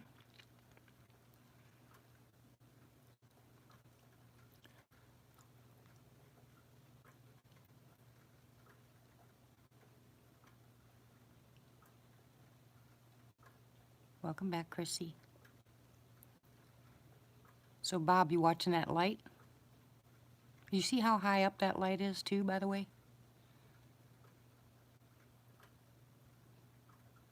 Yep, I'm Grandma, and I will light you up myself. Yep. And they all know it.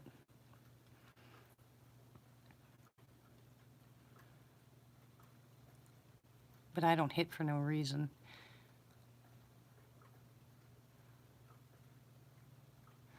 And that's one of the reasons, Matt, that people don't hit their kids because they're afraid they're going to go to jail.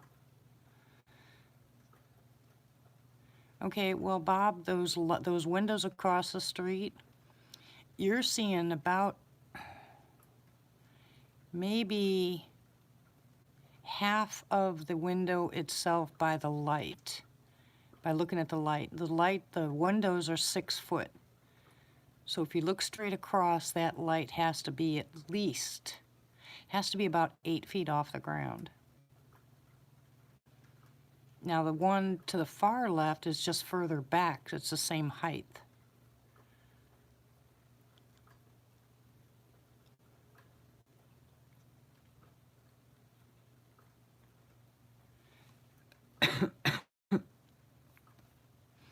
Really, Gator.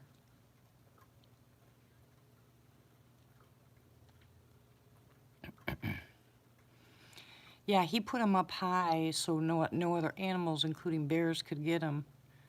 So bears down here, well, we haven't seen a bear in this area in, I don't know, years. Excuse me. Dang it. I'm out of peppermint. I'm out of plantain. I need to get busy. Yeah, they do eat booger lights. Well, he put them up pretty high to make sure that nothing would get to him. And you see how low the one is at his shop that's on the right-hand side. Now that's pretty far back, but that light is far enough, I mean, probably about 6 foot off the ground. It doesn't look like it from here because of how far back that is. But that's actually on the side of his building.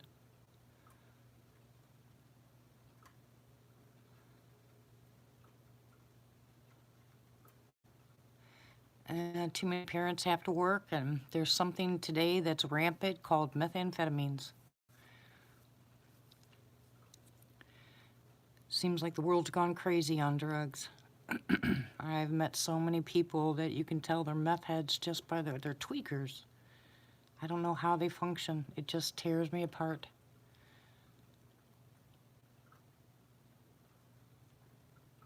And I can tell you this, as God is my witness, every single child, friend of my grandkids, the parents, the kids come back and tell me their parents are on drugs. And it's just, it's more than sad to listen to these kids and some of the things they say about their parents. I'm not worried about the like button, sweetie. It's okay. We never do that here. We don't worry about the like or dislike. We just like being together.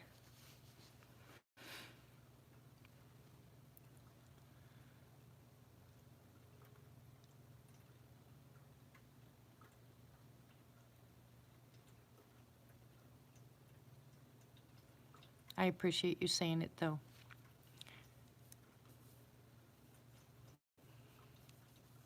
I don't think most of us do pay attention to that. We never say like, share, subscribe, any of that kind of stuff. We just like being together. I don't care if the channel grows or doesn't grow. All I wanted was 1,000 scrubs so I could go live.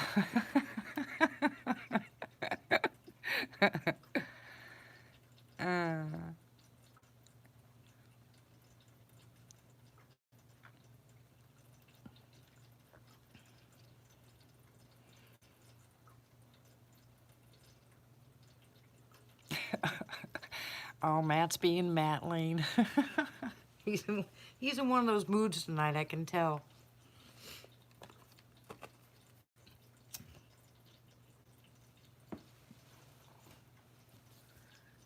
Nah, I don't want to talk about the scrubs, Bob. I didn't even get a chance to talk to the lady. Everything fell apart. I didn't even get a chance to go talk to her about making the 10 to start out with.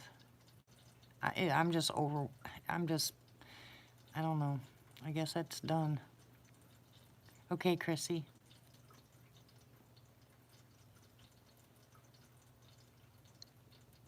It was a great idea, just the wrong person got it. You're mean, Matt. If you actually did, you would.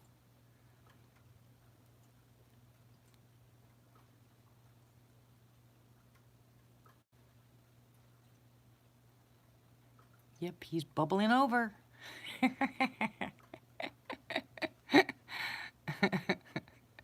Hey, Tony. Yeah, you need to slap. You don't eat 10 o'clock at night. What's wrong with you?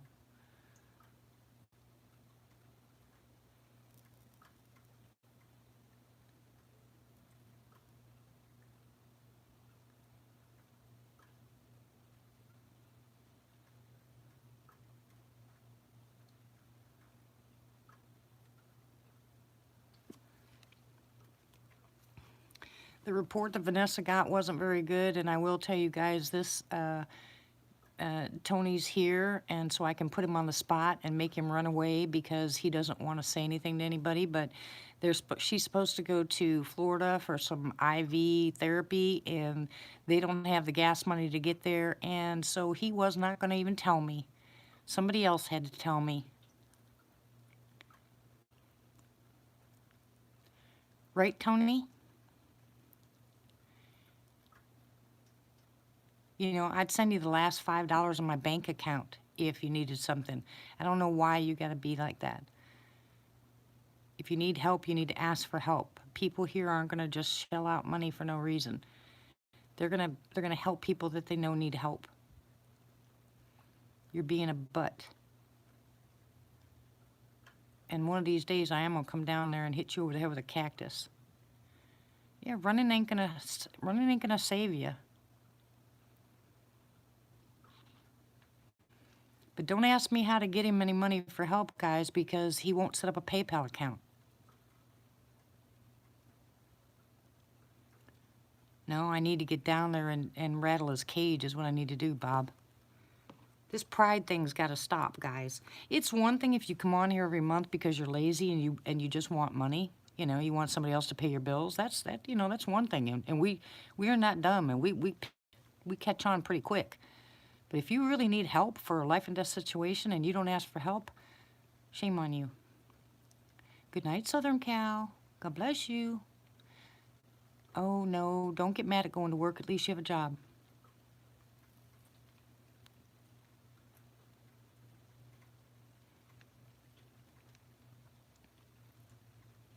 Yeah, he has Messenger. I know there's a way to do it there. I don't know how to do it, but still, there's a way of doing it.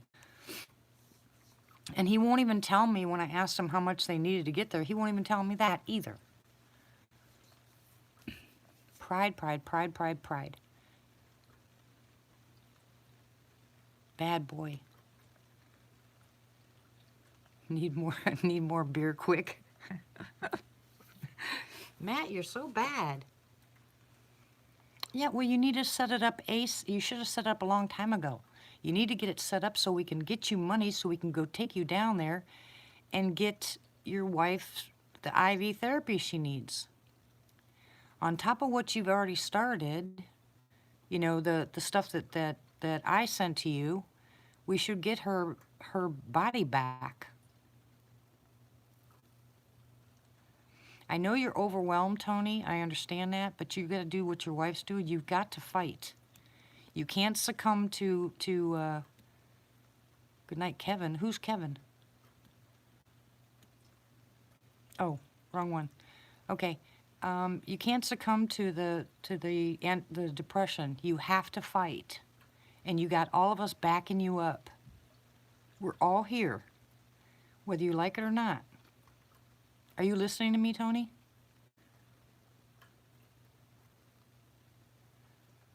We'll figure it out. Gas mileage there and back, and if she's doing IV therapy, you might have to leave her there if it's a week or better. But if it's only a couple days, then you got to find out how much it costs to stay there for a couple days. Tell him, Bob.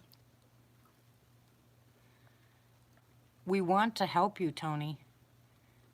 And it's not old school way of charity, you know. It is family taking care of family.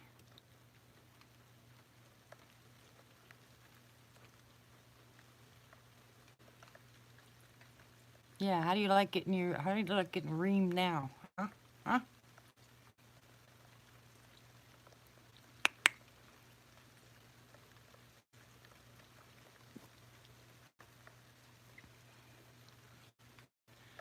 You have to show me how to do that, Martha, because I don't know anything about it. I can't even tell anybody about it because I don't know how. Oh, really, Bob? You watching on the news?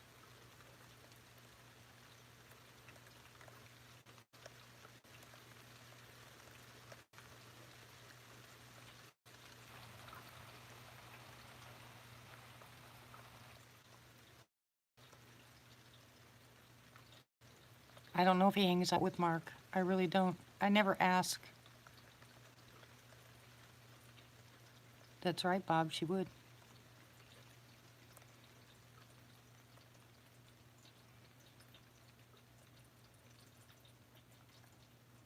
Wow. Okay. Definitely. Prayers for the Philippines.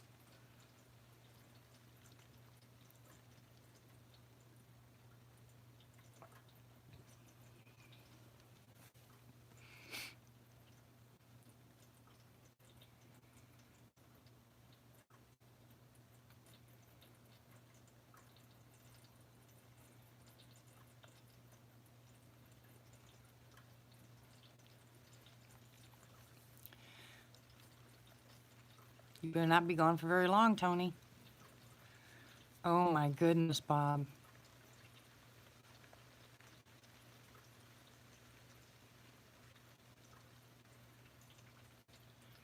I don't know, maybe I'm stupid, but what would happen if they threw dynamite in a volcano?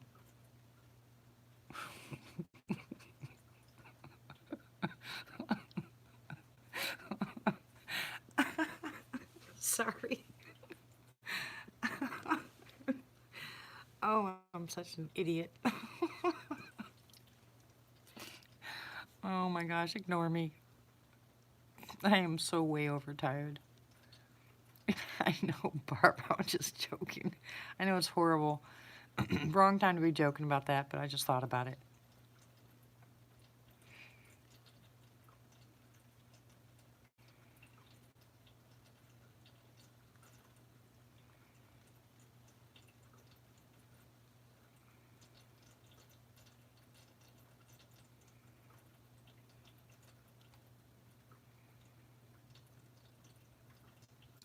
Nope.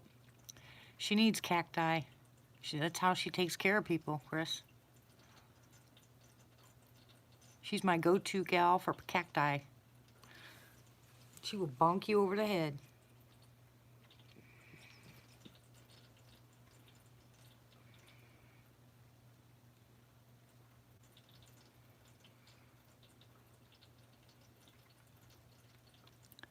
Yeah, you'd think there'd be something that they could do to stop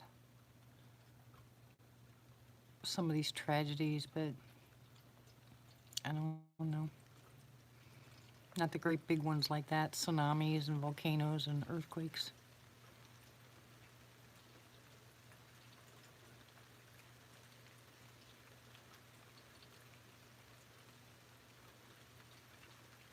Well, she's got a bathtub she can use now, so I'm sure there's no cacti in it. Yeah, I heard of that. The reason I said that wasn't to make a joke out of it, was because I watched that movie, about the earthquake in Yellowstone.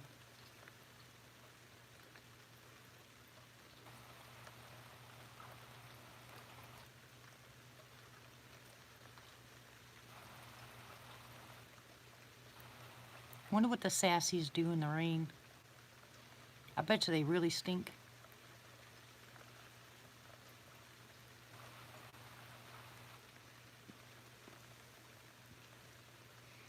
This is a perfect night for an ASMR, isn't it?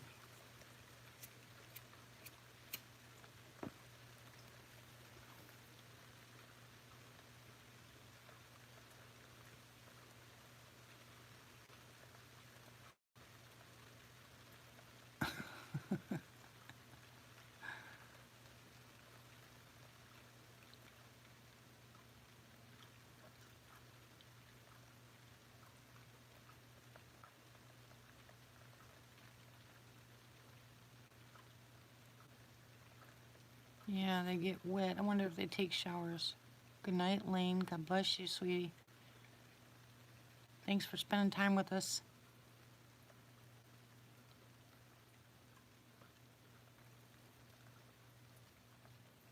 Isn't it Friday night? I would think they'd be happy in the rain.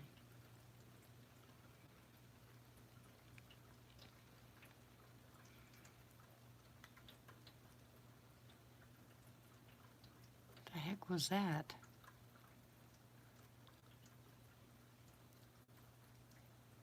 Oh, that's for sure, Chris. Good night, Pappy. God bless you. We love you. No, summer rains here come with tornadoes.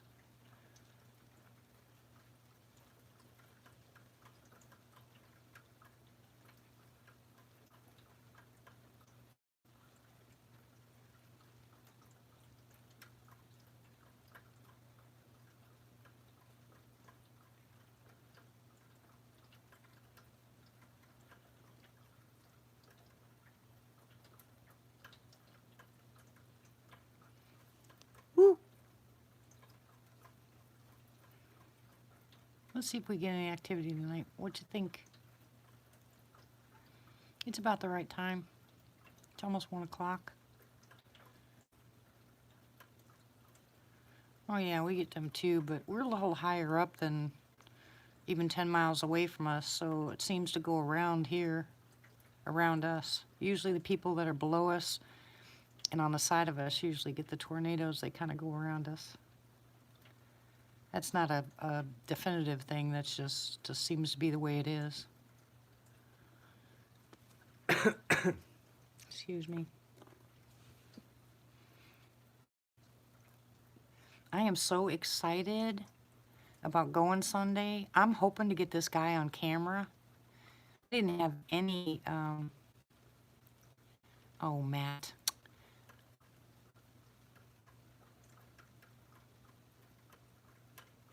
Me too, Chris. He accepted mine too. But I don't even know if it's really Les Stroud or not. And it might be just his fan page and they take everybody. But anyways, I'm hoping to get this guy on camera. If not, I'm hoping that I can at least tell him that I'll put the camera underneath the table or around the table or something else and just let him tell a story.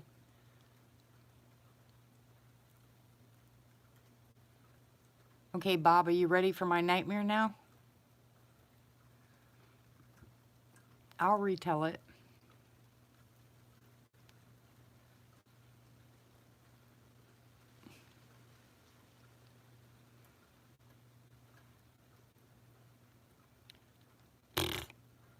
To you, Matt.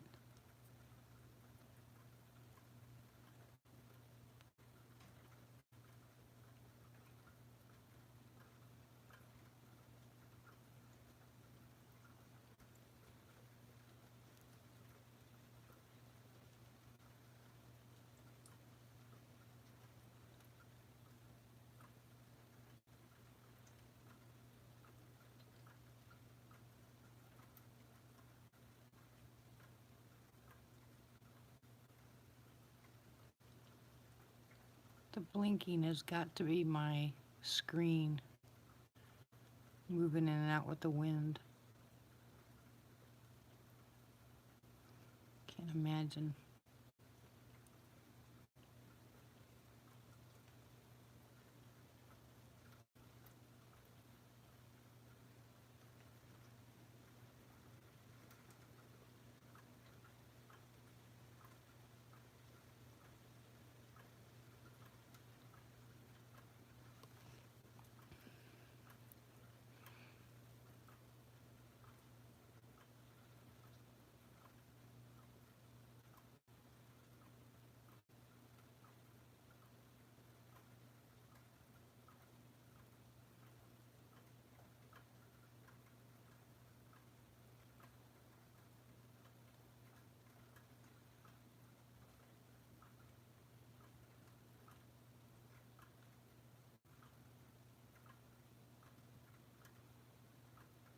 No, he's not. All right, watch your ears. I'm going to try to whistle. You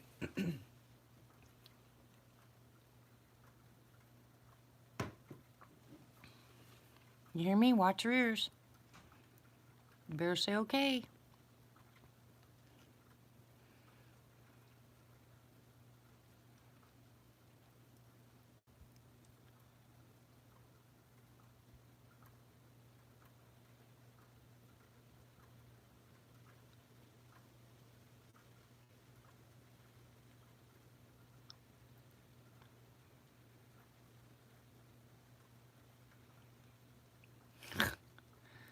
Hello, Hobbit. How are you?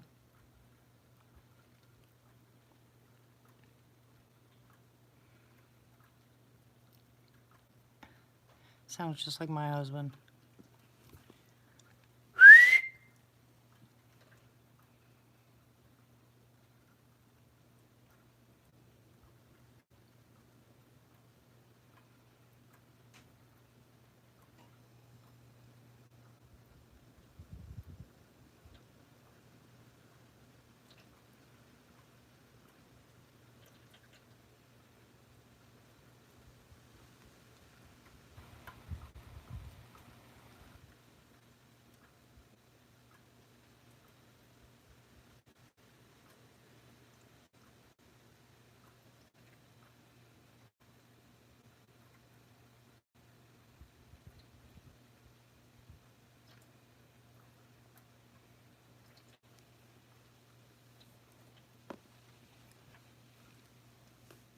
I'll be right back.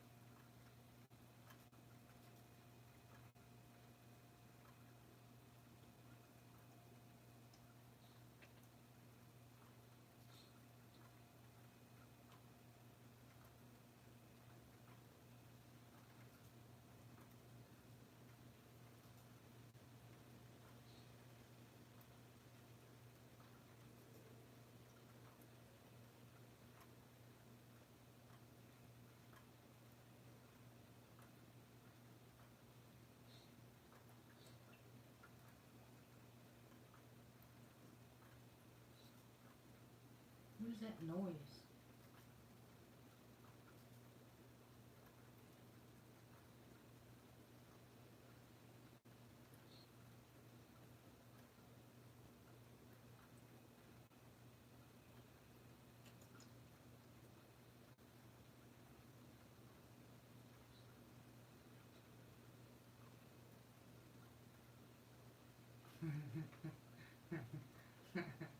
Poor Matt.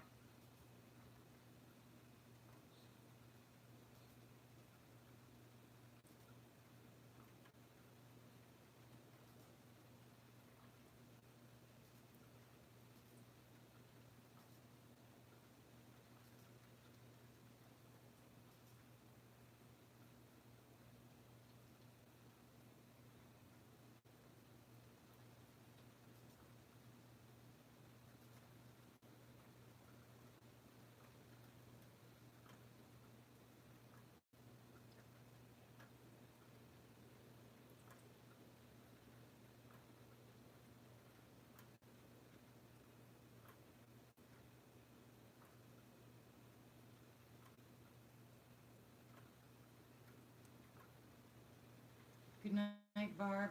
God bless you. We'll keep praying for him.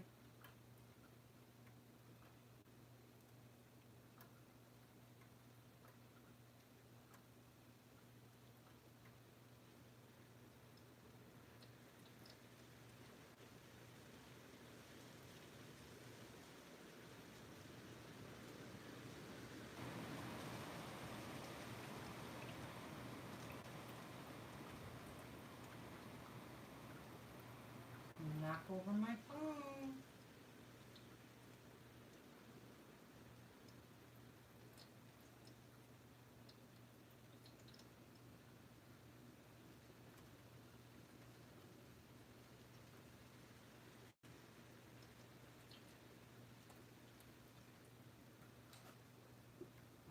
No, I'm glad you don't, Bob. Okay, Bob, are you done watching your video?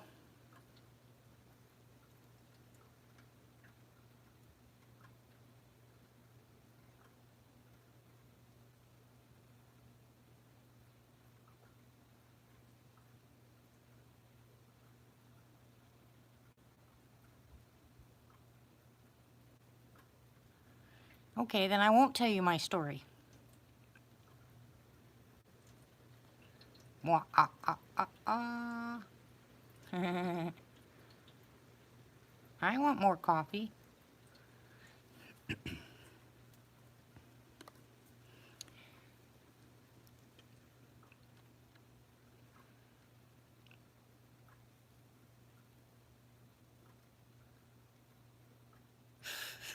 I know you told me, Bob. I got some chaga coffee today. You already heard my story, Blue.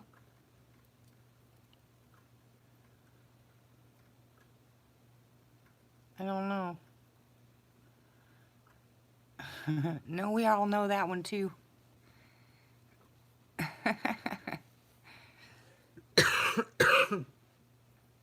Sorry.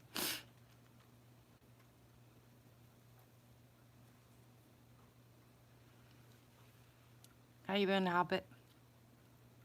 Haven't seen you in a while. Working hard, I hear.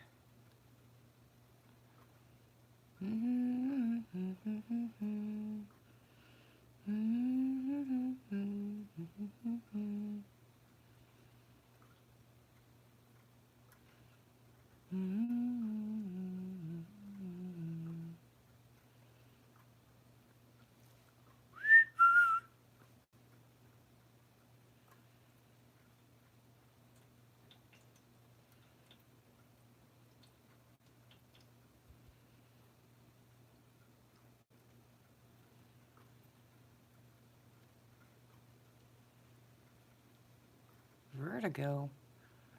Where'd you get the vertigo from?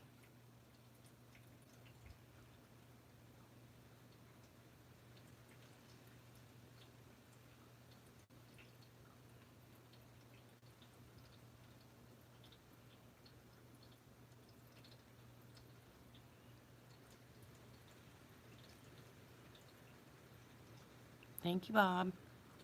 I can't wait to try your coffee. I found another one of those vans too, Bob. It sounds more like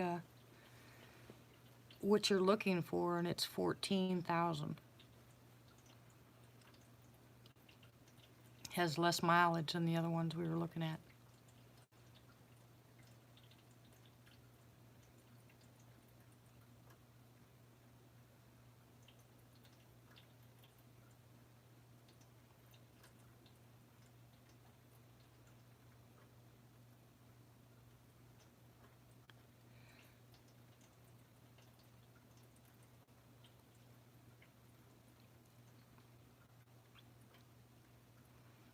Yeah, I had to give Tank Benadryl tonight, put him to sleep.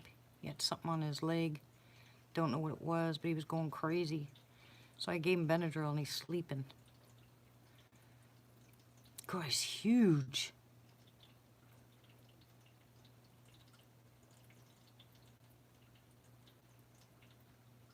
Yeah, well, I'll send it to you.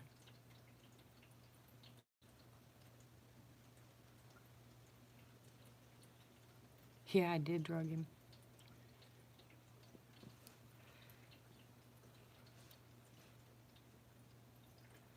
Well, there's a whole bunch of them on that Carfax place. I mean, there's a whole bunch of them from all different states, Bob.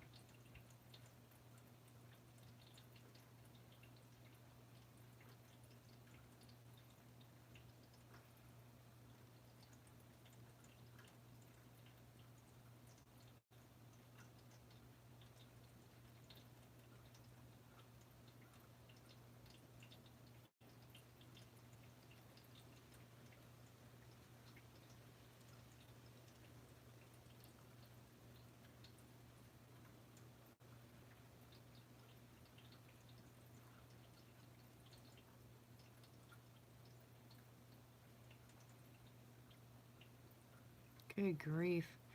Well, yeah, if it's already set up with everything you want.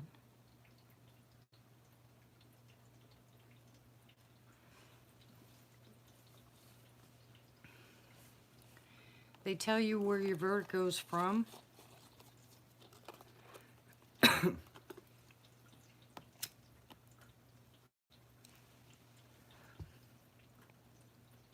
Did a doctor diagnose this as vertigo and tell you how you got it?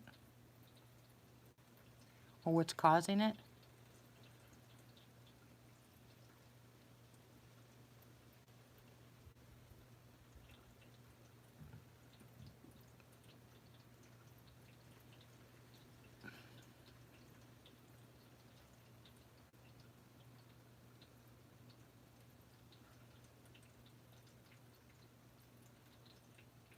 Visual vertigo? Well, yeah, Bob set up the way you want it. Dang it, if you don't stop.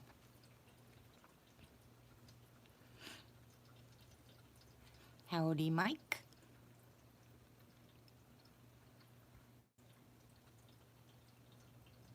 How are you?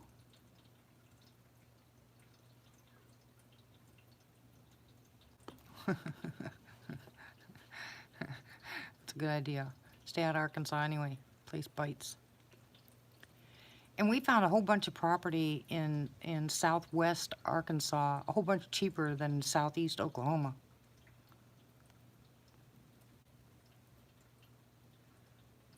What about all the ones I sent you, though? Did you go over those? I mean, that one did look like it was workable.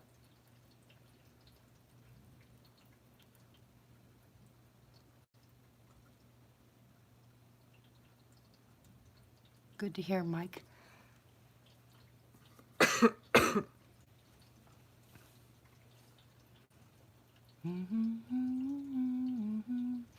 I'm doing fine, thank you, Mike.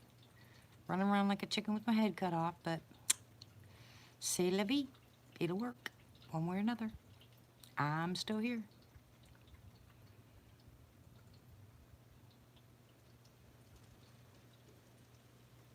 Mike was lurking. I'm sure there's a lot of lurkers.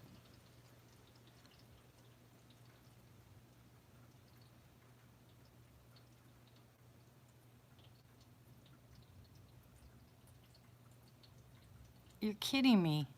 Oh man, well go to that website and look through them yourself. There was a whole bunch of them. I mean, we're talking pages and pages from all different states.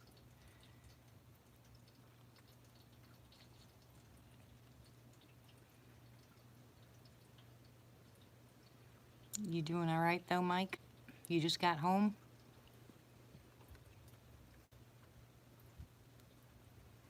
No, we don't have any activity tonight. We're just prayers and talking about, just jaw-jacking about stuff. You weren't here, or you might have been here if you weren't lurking. But anyway, I'm going to meet that guy that was grabbed by a Sasquatch on Sunday, hopefully. Hey, Barry.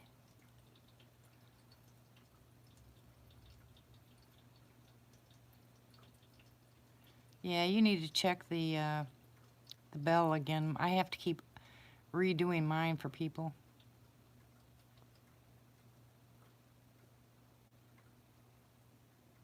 You do not, Hobbit. You're silly.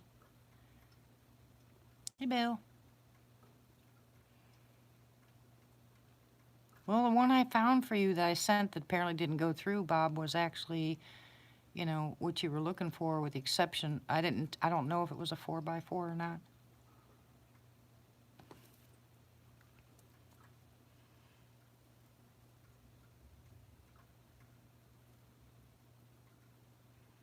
I'm not asking, Matt. I don't remember the town. I don't remember the state it was in, Bob. But all I know is if you go where I sent you, if you go up to the top and look at the name of the place, go back and start searching, you'll find all of them there. It had almost everything you were asking for. That's why I kept sending it. I didn't know it wasn't sending it to you. I mean, there's pages and pages and pages.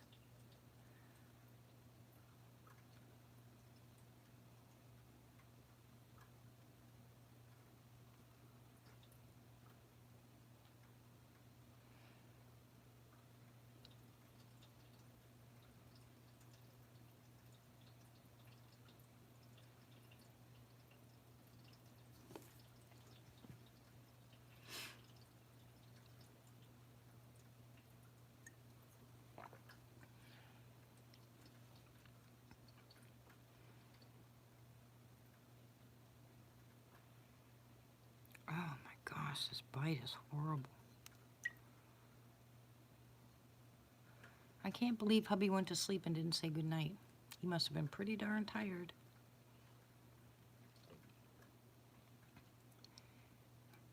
Tonight would be a great night for activity. Hello? Come out and play. Rugrats, how come they don't ever do what you want them to? Right now it doesn't feel like it's cold, Hobbit. No, I'm in Arkansas. Anyways, Martha, you would not believe how many houses and property was for sale down south Arkansas. You're almost awake. I freaked out and there's a whole bunch of them in that area where Robert Dotson was.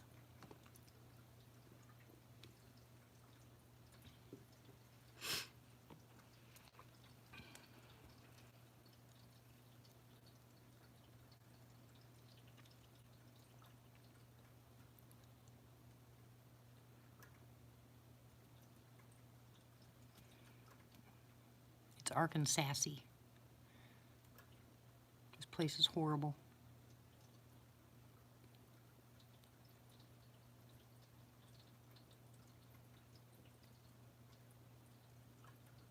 Oh, I don't doubt it, Chev.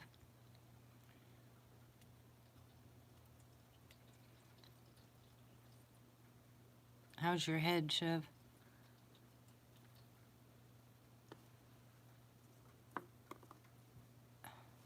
No, not TV, but I set my phone out once and played Indian music and left it out there for a while, a couple hours, till it died.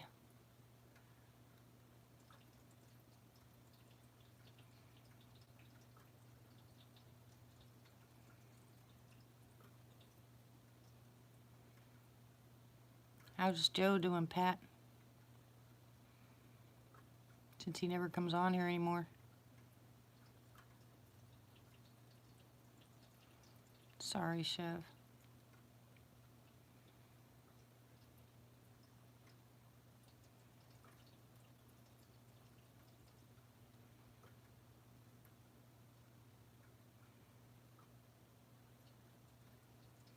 Native American, First Nations, Indigenous. Whatever I say is going to be wrong anyway, to somebody.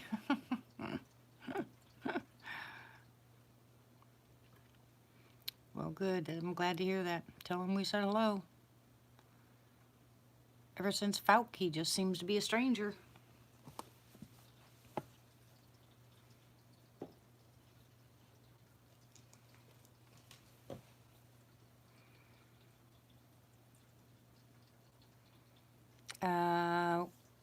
I don't know. Did I, Bill?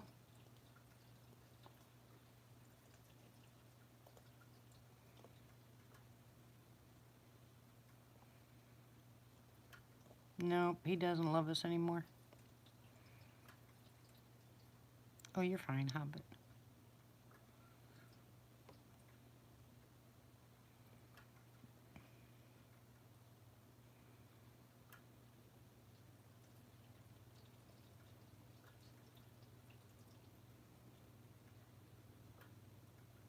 Good grief, Matt. Hello, Mike. How are you?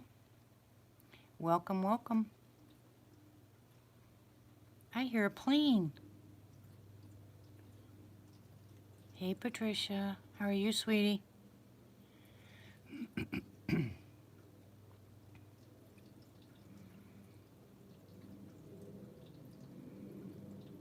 All right, I'll check it out in a minute, Bob. How much is it?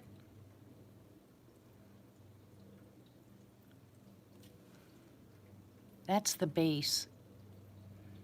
They're flying low.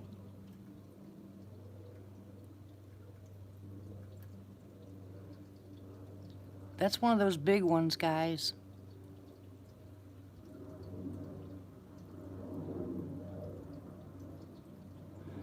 Yeah, that's better than 100,000, Bob. Oh yeah, that's one of those great big planes. What are they called? You can put a bus in. Okay, I haven't been on there, but I'll look at it. It is big and it's flying right over the base right here. It's one of them great big huge things. I haven't been on my mail bill, but I'll check it out.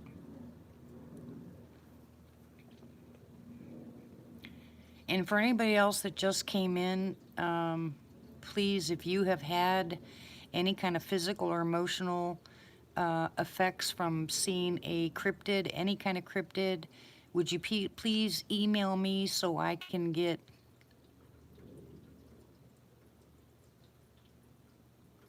Okay, Bob. So I can get some information from you. I'm collecting data on physical and emotional effects of being around the cryptids. It doesn't matter what kind of cryptid. Thank you, Martha. There's my email address if you don't have it. And as soon as I have done this for a while and gotten enough information, I'm going to bring it forward and post it. Yeah, that counts, Mike. Nausea, vomiting, anxiety, time loss, any of that kind of stuff, PTSD, I don't care what it is. Hand shaking, it doesn't matter.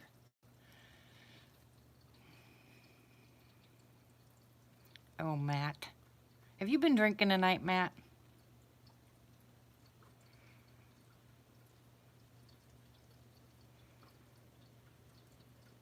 How you been, Patricia?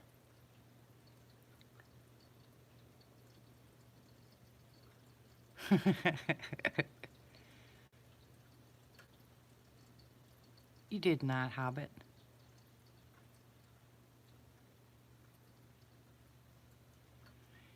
I know. That's what I was saying, Bob. That's why I want to talk to him, because you know, you're going to have your physical emotions to the sight and sounds of them, but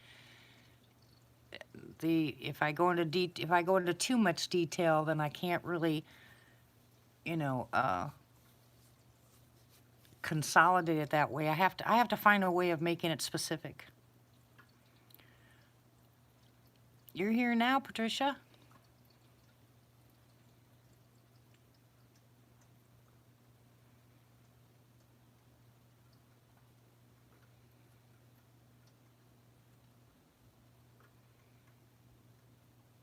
There you go.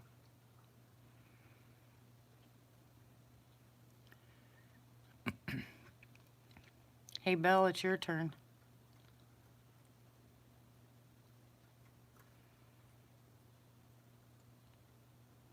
What am I missing?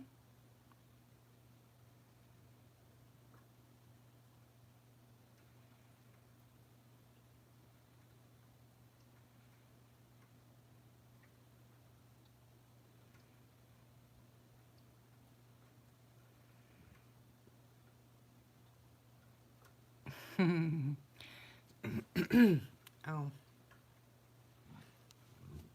Excuse me. Well, Mike, she's missing us. Excuse me.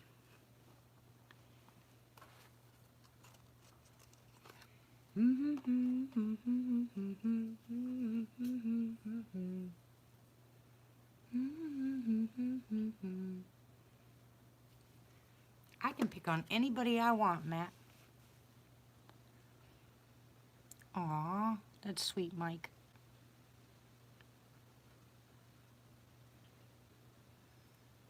Close, Hobbit. I'm getting about that skinny.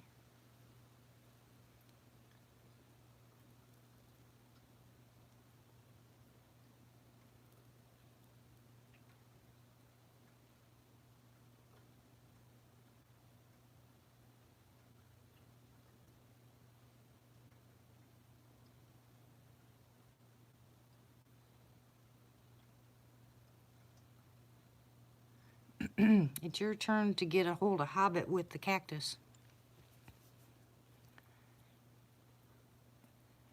Are you still looking, Bob?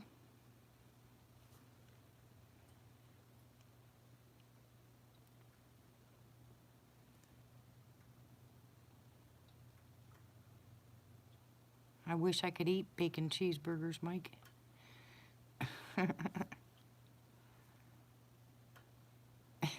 Get 'em, Martha.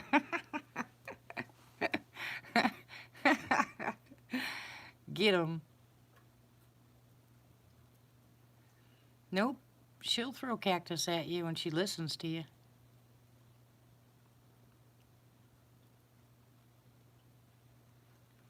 Anyways, for any of you that want to send me, your cat sleeps upside down. That's just too cute. Like a dog. That's adorable. Anybody that's going to send me information, just send me the year, the state, what effects it had on you. But please don't tell me somebody else's. It's got to be you.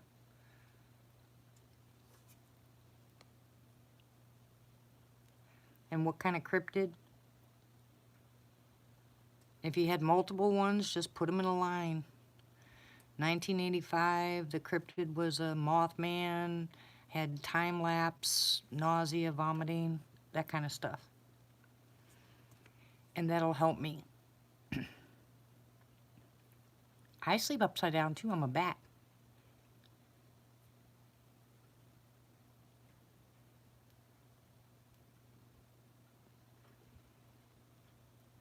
No, just the cryptids.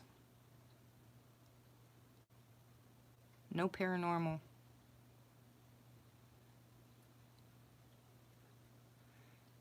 No aliens or something like that. I just want Sasquatch or DM or Mothman or Goatman or whatever. Pterodactyls. Orbs.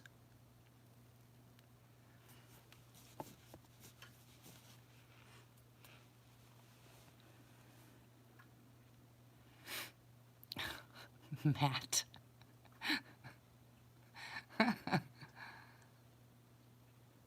Oh, why not, Bob?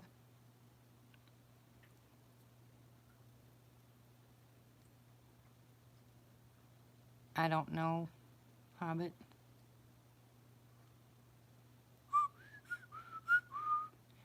Well, I'll do it for you.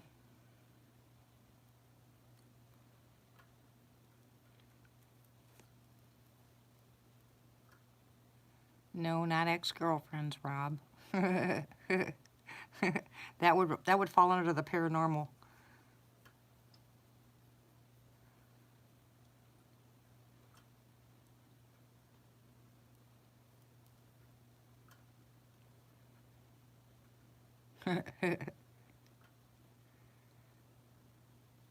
You're gonna keep making fun of me, aren't you, Matt? Oh, gosh. No, what I'm saying is I'll get it and I'll find a way of doing it differently. No, I don't know about that, Chris.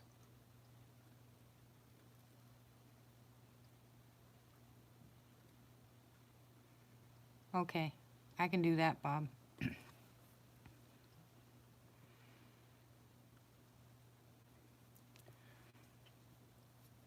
Because he's got plans, Mike.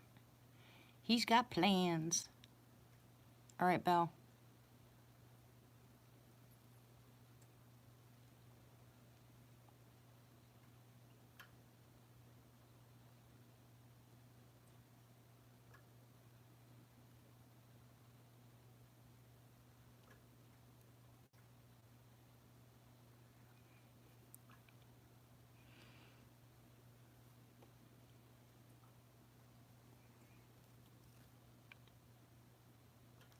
Look how quiet it got again.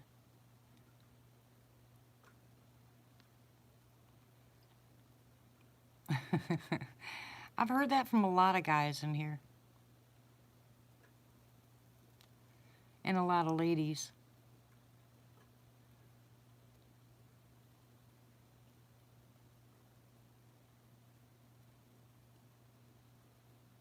Yeah, that's what I'm talking about, Mike. It just went totally silent. Were you here the night, Mike, that all that light was over there? The blue light?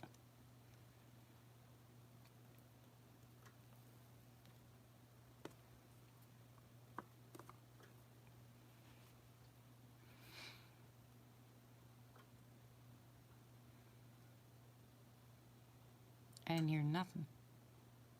It's dead silent.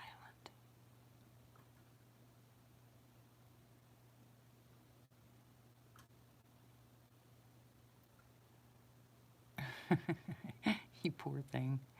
I'm glad you fell asleep, though. What are you talking about, Hobbit?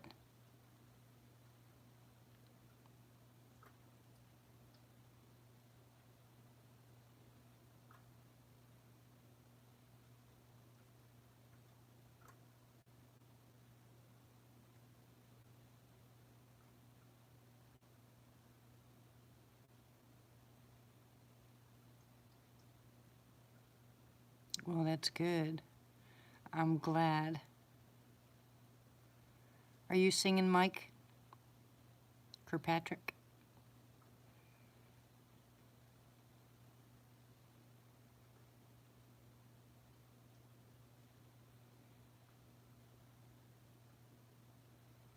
Did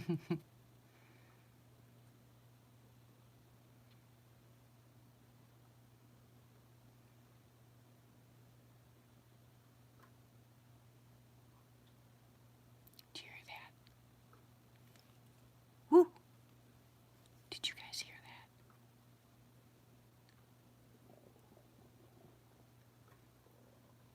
Shut up, stomach.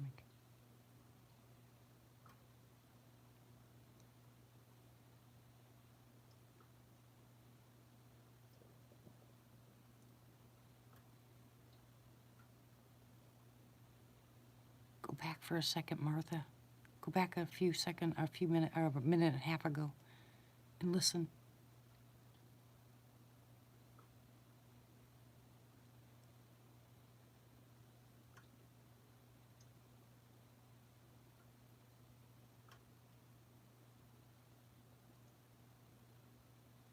Nope. I don't think Boo's here anymore.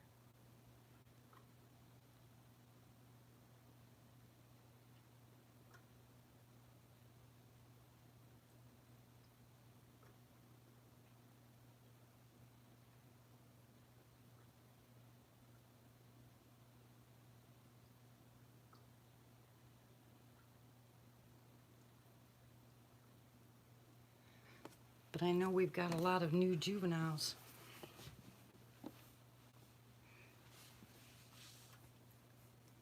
There's stuff going on that hasn't happened before.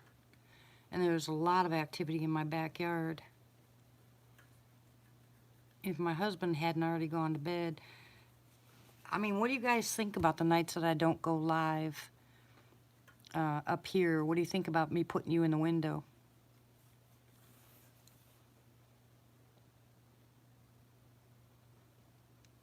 At least I could do that more often.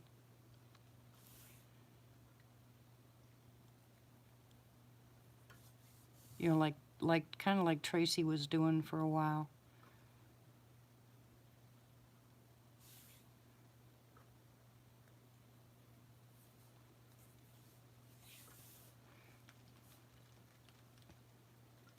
Yeah, the nights I don't sit up here and talk to you guys, maybe I'll just stick you in the window and leave you there. We're talking about sassies, Mike. Sasquatches. Oh, none of us are juveniles, trust me.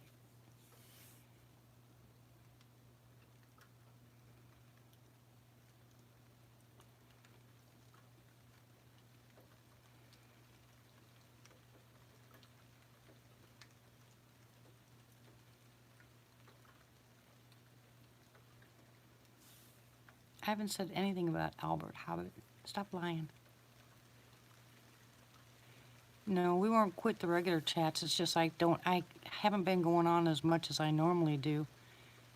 But the nights that I don't, I can put you guys in the window.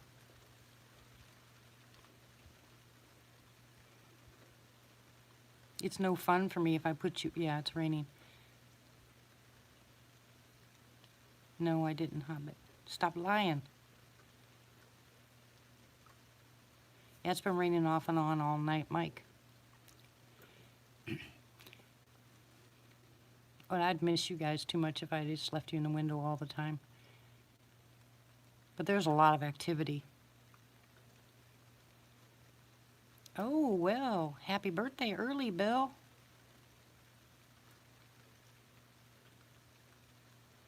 Cool, Mike. Nope, we didn't get any ice at all. They got it Northwest Arkansas, but we got nothing. They're talking about that again this week.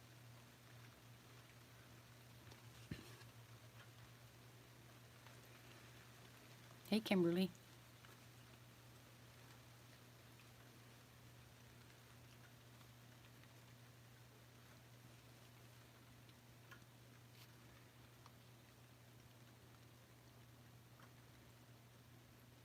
Oh, really? Wow. Yeah, a lot of people up north got the ice and we didn't get it.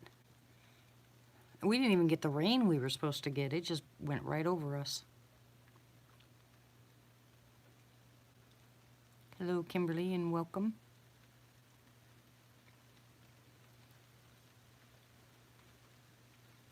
Doesn't that rain sound nice, Mike? Ow.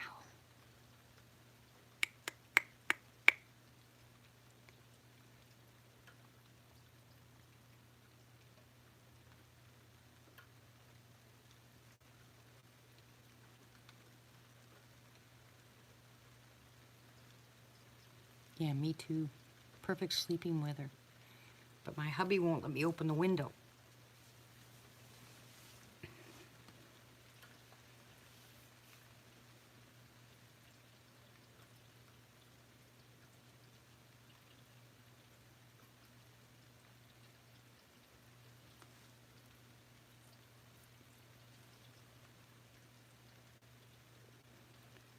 You're in Michigan, Kim? Oh, I'm sure it is, Mike.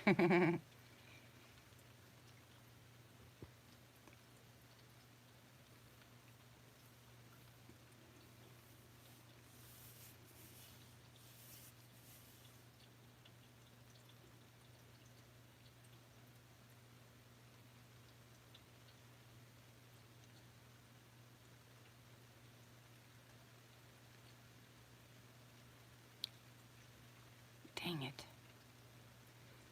Yeah, I don't like when stuff like that happens. But it sounded really close, too.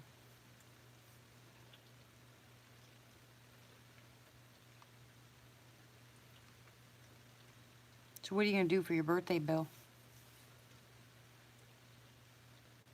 No, you're not.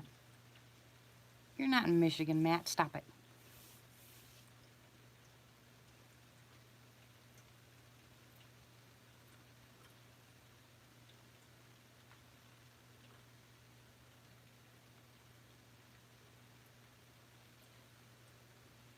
Bye, Chev. Yeah, you two belong together.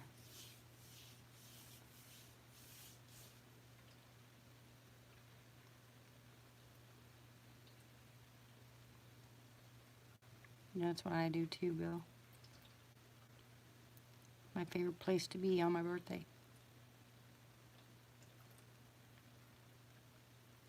Oh my gosh, I haven't been fishing in so long. That's one of the things I'm going to have to do when we move too. The first thing I want to do is get my fishing and hunting license. It's pretty cheap in Oklahoma. It's really expensive in Arkansas. But I think for over 55 in Oklahoma, it's only something like $15 for the fishing license. And I think it was only $55 for the hunting. It's pretty cheap.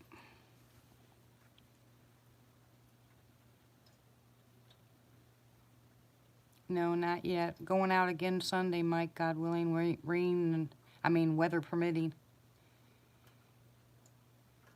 Welcome back, Bill. But I cannot wait.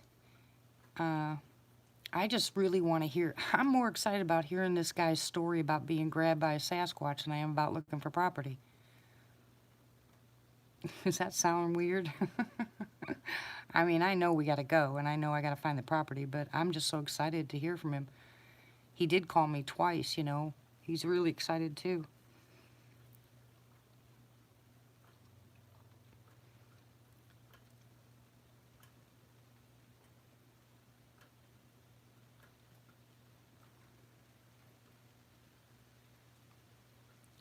No, I don't know the whole story. It's just that I know that Chuck, the guy, the realtor I talked to.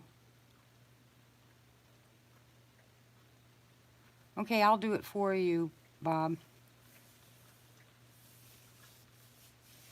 The guy Chuck, the realtor that I talked to, he told me about it. Yeah, I'm gonna see if I can record it, Rob. But he told me about it, and he told me that he would hook me up with the guy that it happened to, and it just so happens to be another realtor. And then I was talking to Chuck the other day, and he said, well, just hold on, let me call this guy and see if he'll call you. And so he did. And I don't think he was very happy with our first conversation because he told me he was taking out fresh fish and giving it to him, every night.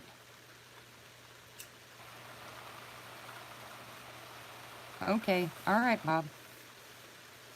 That's fine, but if you want me to look something up, I will.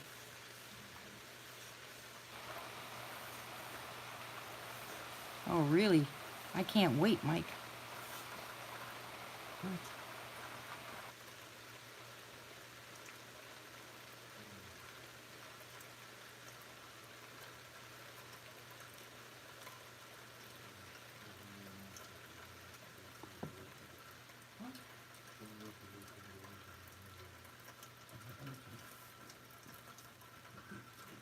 You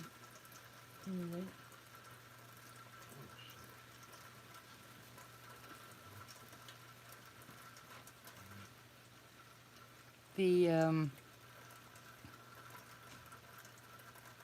oh, really? Hey, guess what? I found out too. Sandy put the property that we were on up for sale. I found it on the internet yesterday. She wants $40,000 for that 40 acres.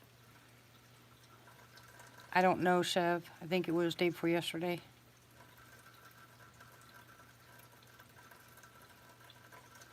All I know is that Kevin couldn't even get a ride to the hospital. So, he called his parents, and his parents went and got him and took him up there to Missouri. If he would have called me, I'd have taken him, but I think he's got the wrong number. I think he's calling the wrong number, Chev.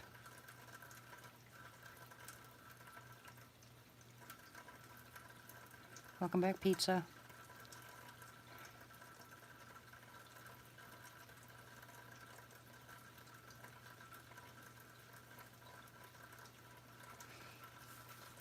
Anyways, when that guy called me, he told me he was giving him meat and stuff like that, and I told him, I said, I wouldn't do that if I were you. That's asking for trouble.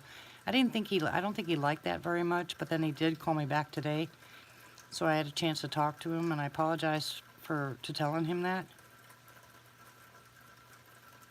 Who's she, Chev?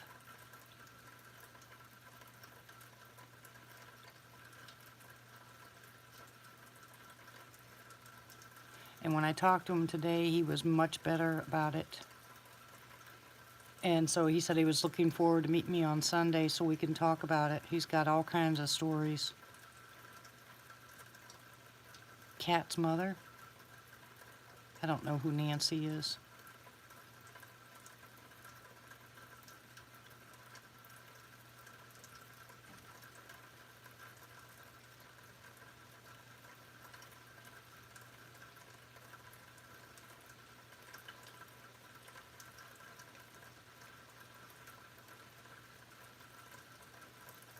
Oh yeah, Patricia, I'm going to see if I can't get him on camera. If I can't get him on camera, then I'm going to see if I can at least record it on my phone.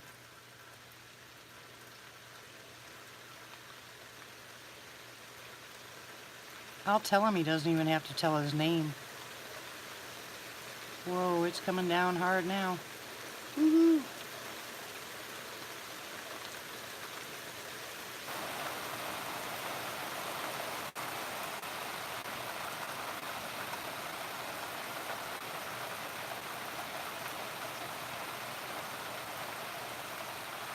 Yeah, I like hearing the stories too, but see, this is the good thing. This is what I think is really cool. These realtors get a chance to talk to people out in the backwoods, you know, that don't ever talk to anybody. And that's what I like about some of... Hey, Christy. How are you, sweetie? That's what I like about talking to some of these people, because their contacts, they've never told anybody.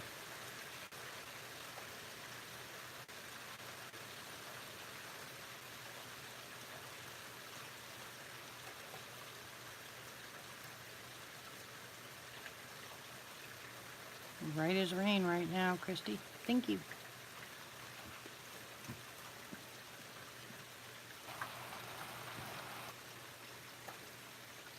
Exactly, Matt. That's why I'd much rather hear from the horse's mouth. You know, I'd much rather talk to people, you know, that have actually had the encounter, because remember that when I was trying to tell you guys all the stories that Chuck was telling me, he was mixing so many of the stories together, I couldn't remember which one was which.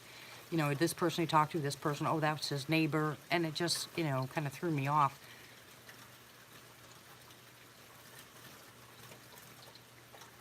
And now the guy will be there, and hopefully this time when I talk to Chuck, I'll be able to get the stories, because it's really hard when you got multiple people there and they're all talking. I just want to get one-on-one.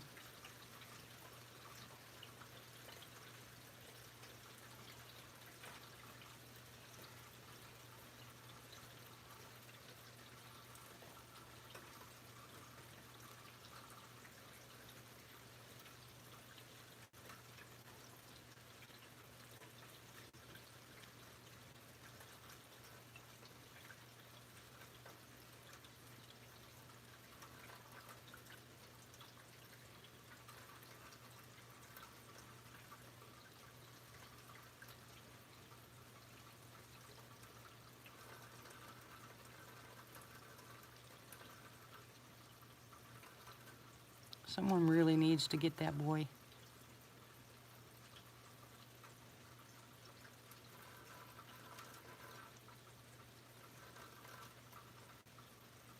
That's what I mean, Matt. You know, I mean, hearing a story from someone else, they probably got bits and pieces or whatever, but this way I get to sit with him face to face and let him tell me. You got an Amber Alert today? I didn't get one today. Where from? Pizza?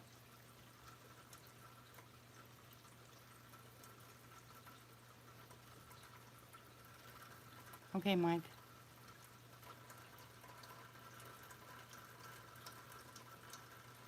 My phone usually blows up with Amber Alerts. Where was it from?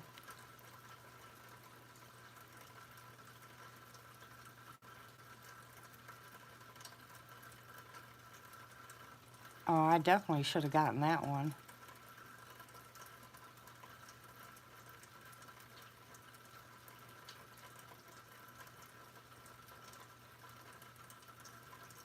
I'm gonna have to check my settings and find out why I didn't get it. I wish I was still I wish I was still part of the SAR here, but I haven't been able to do that. I was thinking maybe when I get to Oklahoma I might sign up. The places we're looking at is kind of out in the boonies. So if I sign up for fire, EMS, and SAR, I'll have something to do outside of my normal stuff.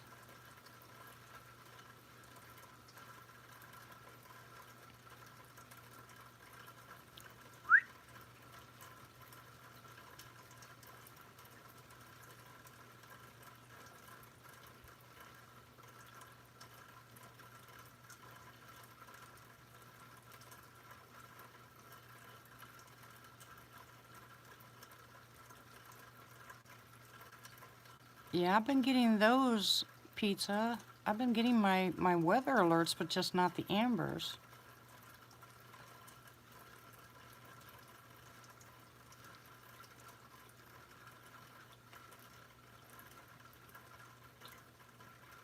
Yeah, I'll get myself well. Yeah, all you gotta do is look up Arkansas missing children. They've got like 200 kids missing, and they're all between the ages of like 11 and 16 or something.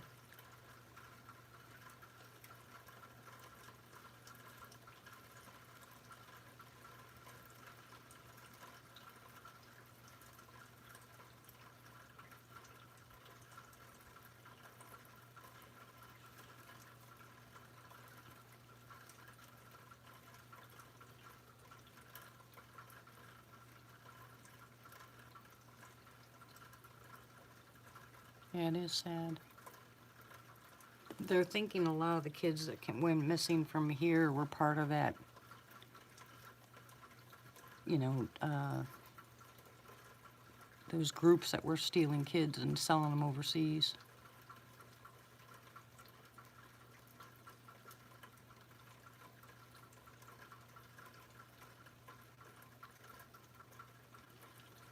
Did Tony come back?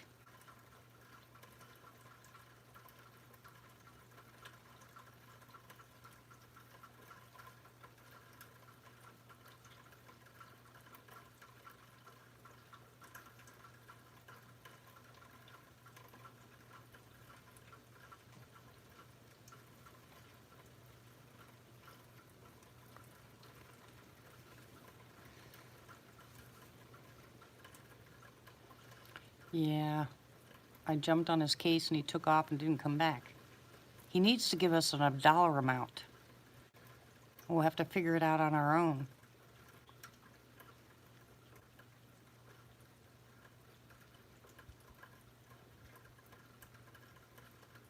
I put it on the messenger chat. I don't know. Christy, did you see that about Kevin being in the hospital? Yeah, he's in liver and kidney failure. They don't know. They called in some specialists, and his dad called me tonight. I'm going to try to head up there tomorrow.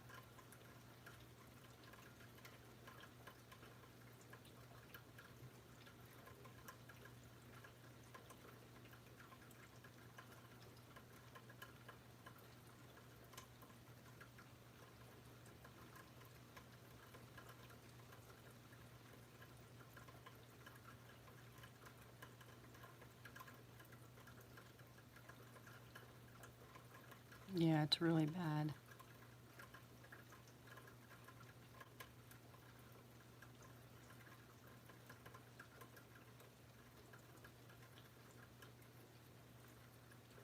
Yeah, well, if I can get up there, I can talk to the doctors. The doctors aren't going to talk to me on the phone, so hopefully I can get up there, and if they do give him something, you know, and send him home. No, he's not in a VA hospital. But if they do send him home, I might bring him home with me and take care of him here for a while. I don't want him going back to where he lived because there won't be anybody there to take care of him. His mom and dad might take him back with them, but I don't know if they're capable. I don't know if they're able. Yeah, we prayed for him tonight, and I'll keep praying for him. We all will.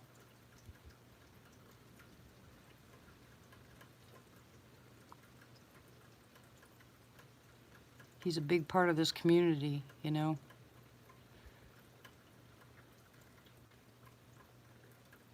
And then listening to his dad told me he didn't even have enough money.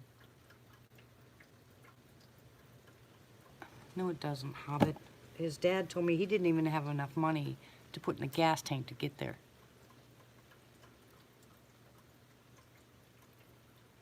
That just did me in.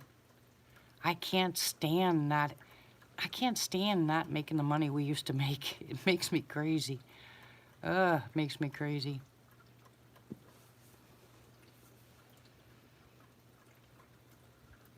How do we set up this fund, guys? It can't go through our names because that's taxes, you know, but we got to find a way of making some kind of fund to help these people out. There's so many people that need help. It's just really tugging on my heart bad. No, not GoFundMe. They take too much out, Pizza. It's got to be someplace where just one or two of us can take the money out at any time to send to somebody else.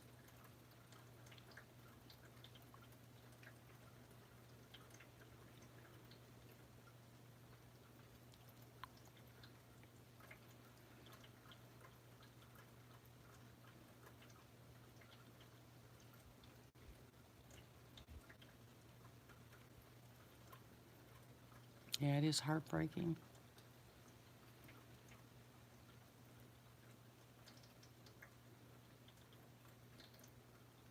I have a couple ideas.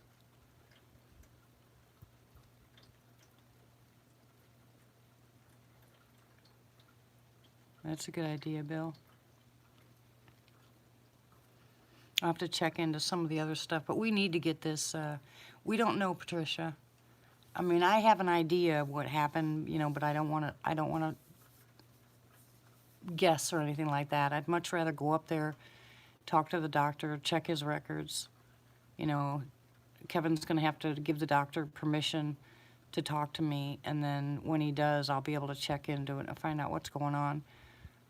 And maybe I can help, you know, and like I said, I know we're in a bad position here, but if I can, I'll bring Kevin home here and set him up in this room and take care of him.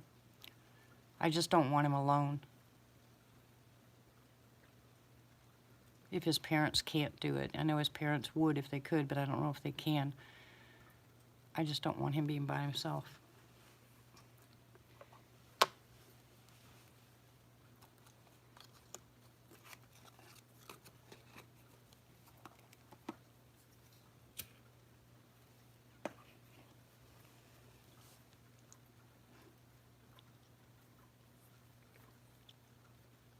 Oh, that's part of it, Shub, but there's got to be something else.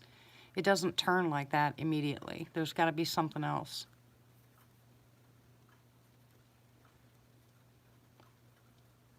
It can easily be a systemic infection that caused something to start, but there's always a trigger, and I just need to find out what that trigger was. Exactly, Patricia.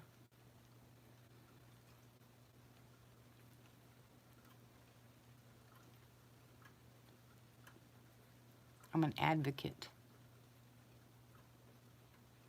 There's that noise again.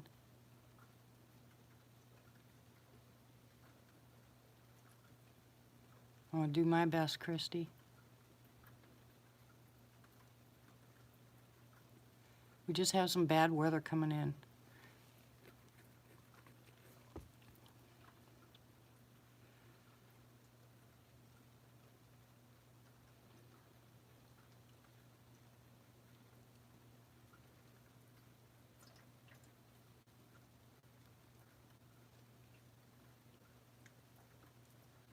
I heard that same noise again.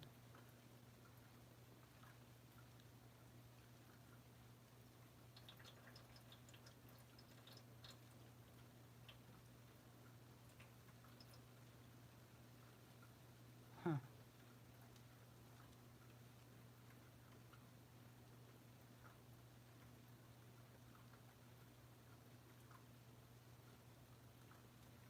Yeah, I know. But see, the thing is, I'm not that far away. You know, I'm close enough. As long as I know I can get there and back without running into weather. Because it's not exactly a decent neighborhood or place to break down. So, and I know I won't break down that way, but as long as I know weather-wise I can get there and back, because my husband's sick too. And I don't want to leave him for too long. I want to go up, get the information, check him out, see what I can do, find out what they're going to do. And if they say, when I talk to his parents, if his parents say they can't take him, then I'll tell them that when he gets out, I'll go get him and bring him home. And if his parents are going to take him to his house, at least I'll know that. But this way I can get all the information firsthand from the doctor.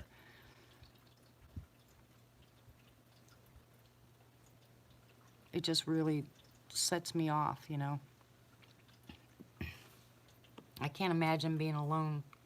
Well, right now he's not alone. His parents are there, but I don't know how long they're going to stay.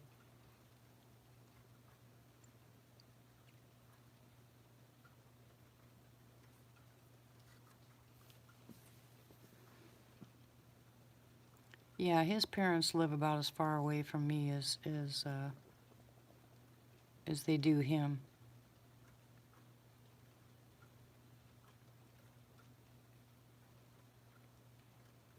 No, he's not in St. Louis.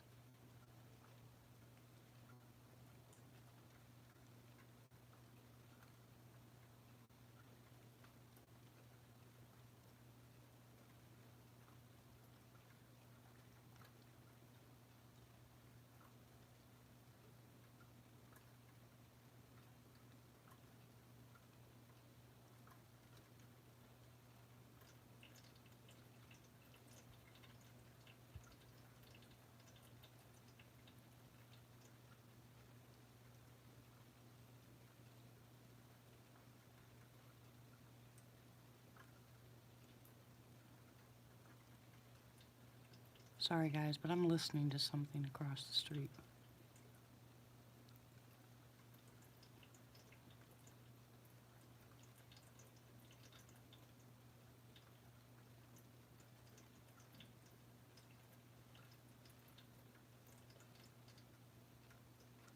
Probably all that rain coming off the leaves and stuff.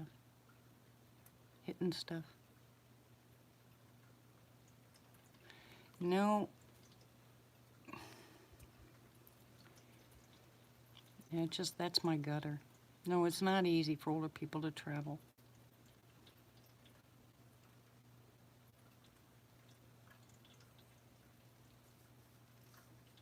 Yeah, that's what I'm saying. Bob, there were so many of them, it's crazy.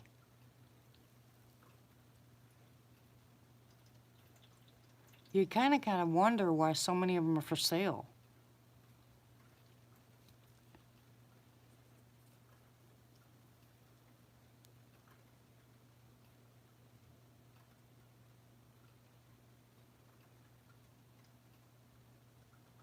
I know, but there's tons and tons and tons of them.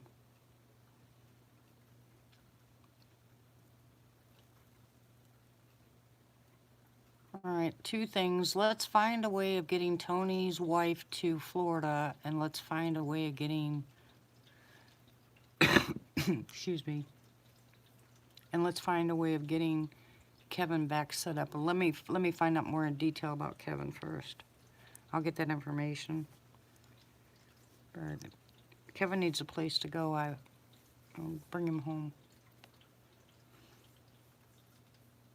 God bless America. Sorry, I just can't get that off my head.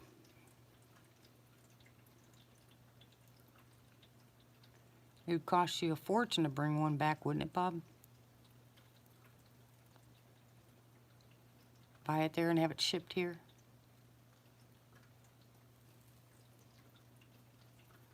What's the price difference between there and here, Bob?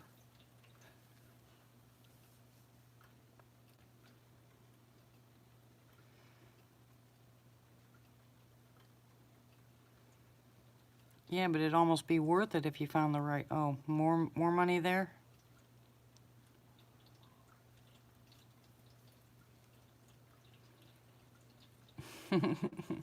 That's cute, Christy.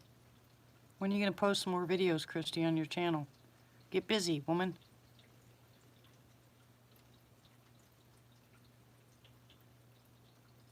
I don't know what euros are compared to dollars. I don't remember.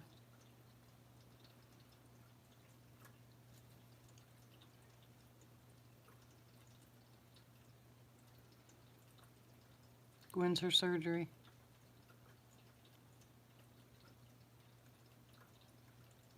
Okay.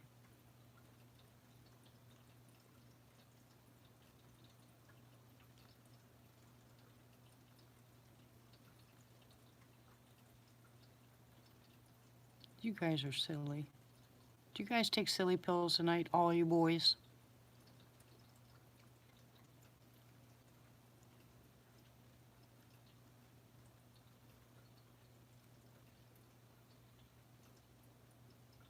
How'd she do?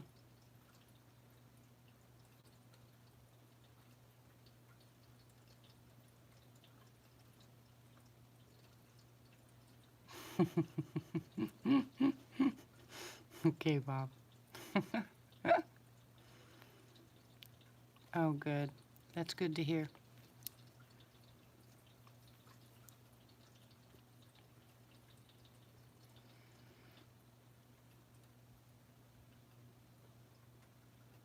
Yeah, she just said it went well, Hobbit.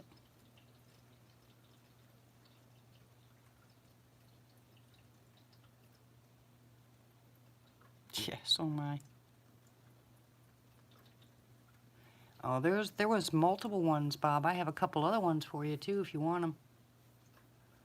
Links to other car places that sell nothing but dealer cars.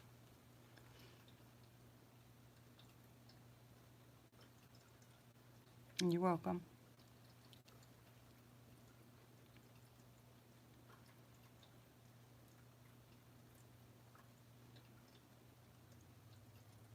quiet, Matt. Go to sleep. I'm afraid to give you anything to give her, Christy, especially if she's pre-op for surgery. I wouldn't want to mess anything up, and trust me, natural stuff can mess her up too before surgery.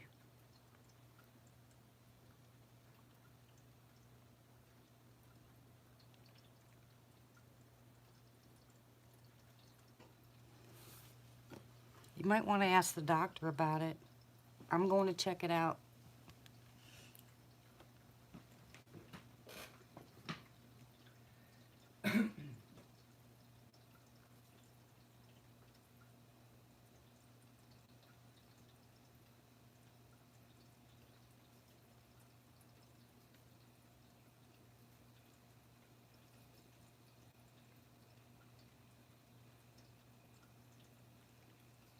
Yay, it's about time, you brat.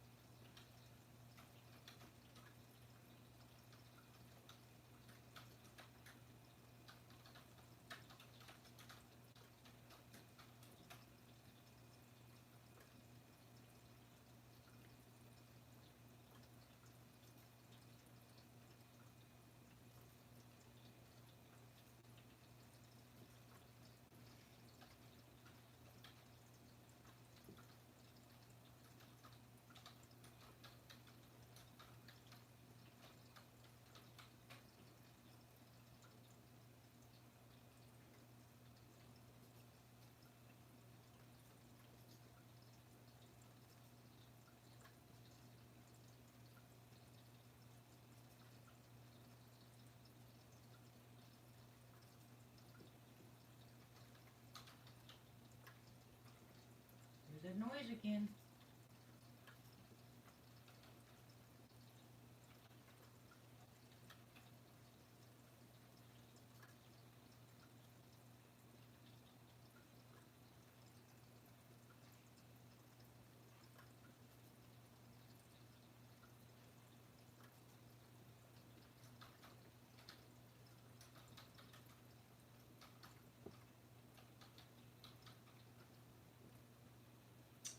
Dang it, Tony.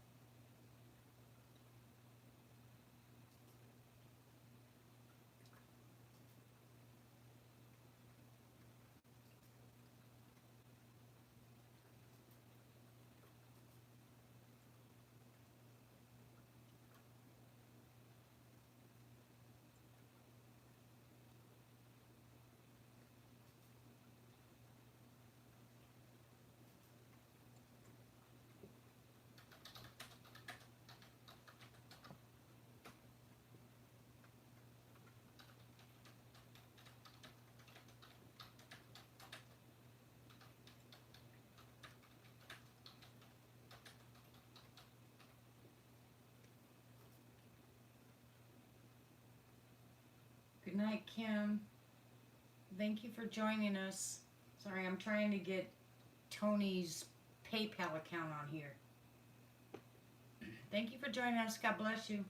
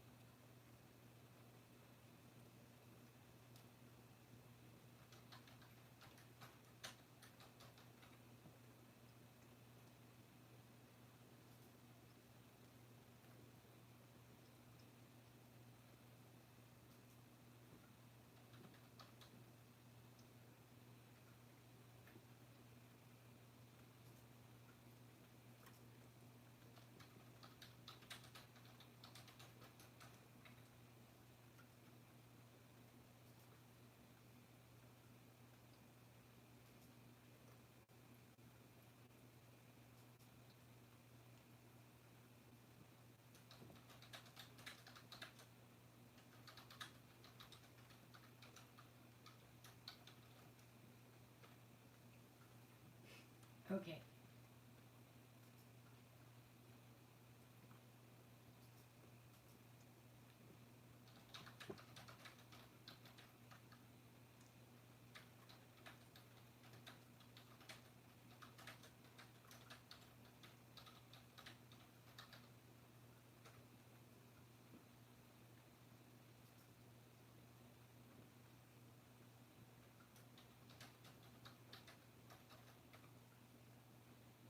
Okay.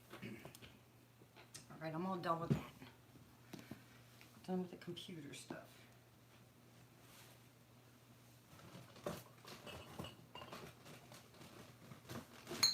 Oh, I need another coffee. Okay, so all we gotta do now is figure out, seriously, Tony's gotta figure out how much it's gonna cost in gas to get there and back. And then he's gotta find out how long she's gotta stay, because he'll probably have to stay in a motel. I think you need to find out, Tony, from the place that she's gonna get the IV treatment, if they have some place for family to stay there at the hospital. Some of them do, some of them don't. So if it's a clinic, outpatient type stuff, they won't. You'll have to stay in a motel. But if it's a hospital, they will, and they have a place for you to stay. So find out that information. Get back to us and tell us if you can stay there, let us know. If you can't stay there, let us know, and then call around to some of the motels close by and find out how much it costs to spend the night. That way you'll get us a dollar figure how much we need to come up with to send you guys down there. But we need that information ASAP, okay? Once you give me that information, I'll go ahead and I'll post it so everybody knows what it is.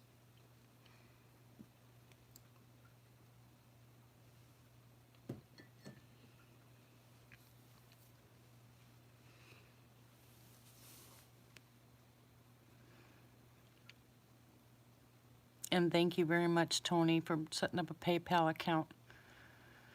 I'm glad you finally did it. See, now we'll be able to help you guys.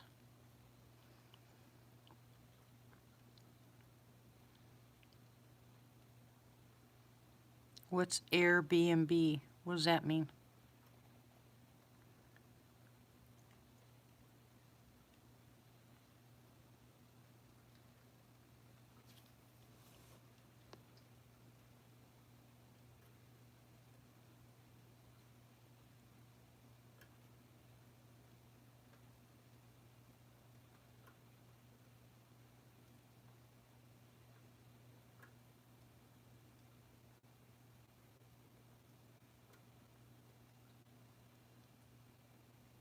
Yeah, but what's air?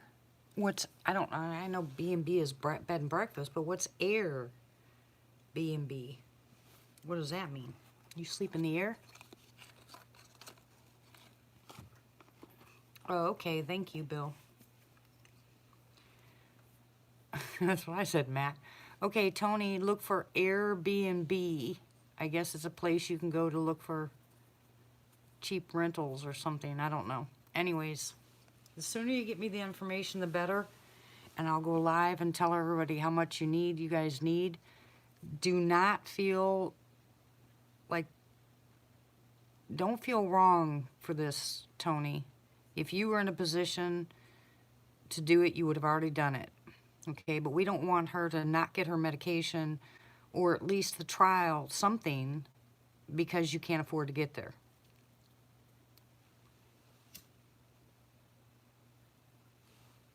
It's one thing if you're just being stubborn. It's completely different when it's life and death, so I really wish I had more information about what they're going to give her.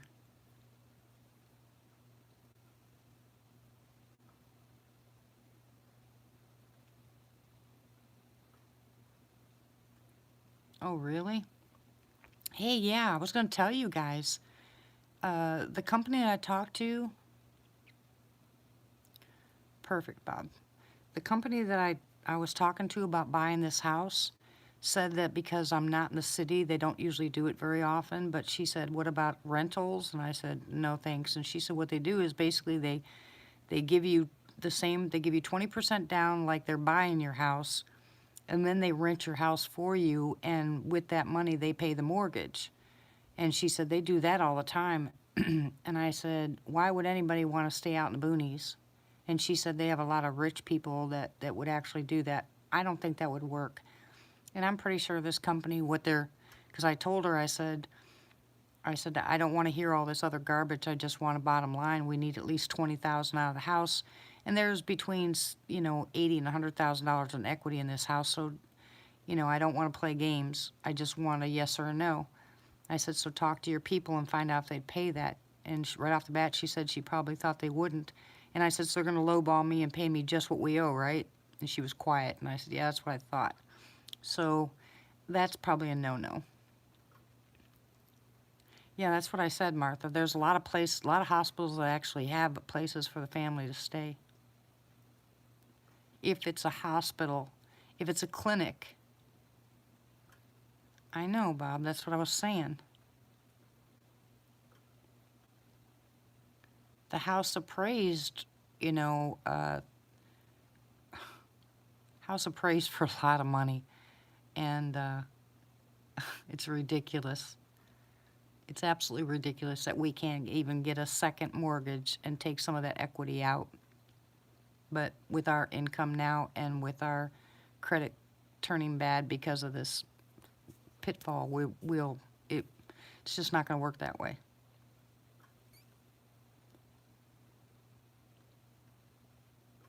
Sad how things have changed in this world, huh?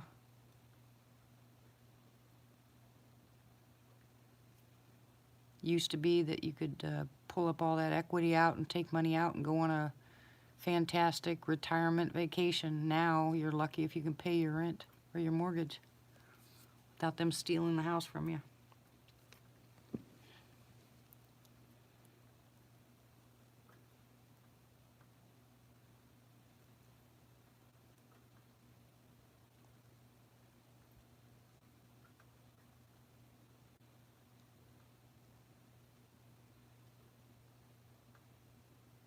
Yeah, I know a lot of the hospitals, and they don't even have to be big hospitals, even the little hospitals. I know a lot of them, they will, they have basically a deal that they work out with local motels for people whose families are in the hospital for next to nothing as far as the, nightly rent to stay there. I know there's a lot of those around, but it really depends, like I said, whether it's a clinic or a hospital.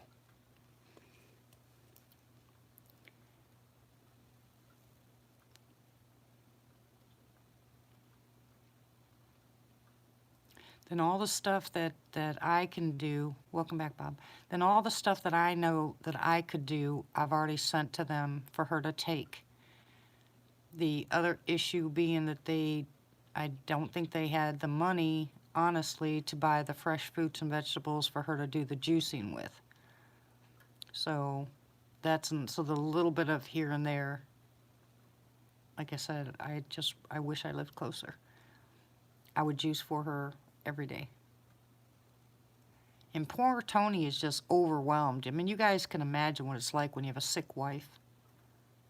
And he's not feeling so well himself, and so I know this has got to be overwhelming for the whole family. But we got your back, guys, and we're going to be constantly in prayer, and we'll help out as much as we can.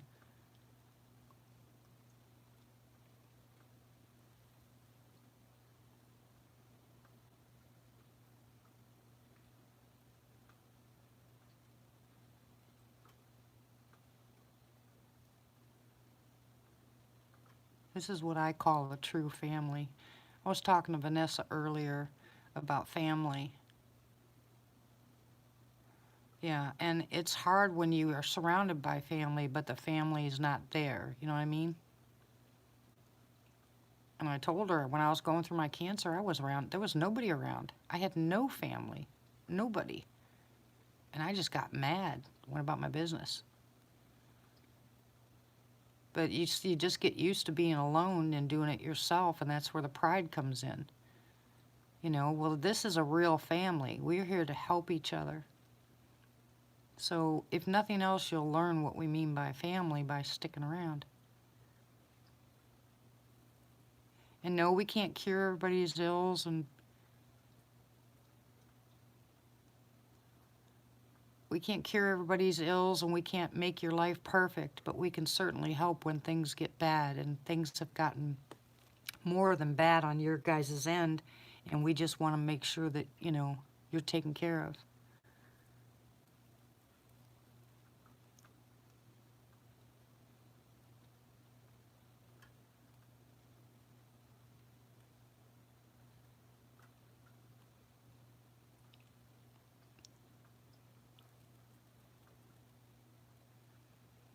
Tony, are you still here? Are you listening?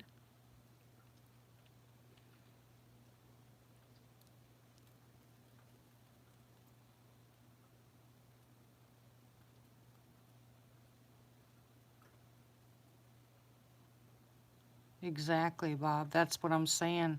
It's pure evil to me that people would allow other people to be sick or alone or not have medication when there's people spending $500 on a plate of food or $10,000 to fly to a different country for the weekend. It just irritates me beyond belief. I did, Bob. I don't know, but I would say it'd probably be close.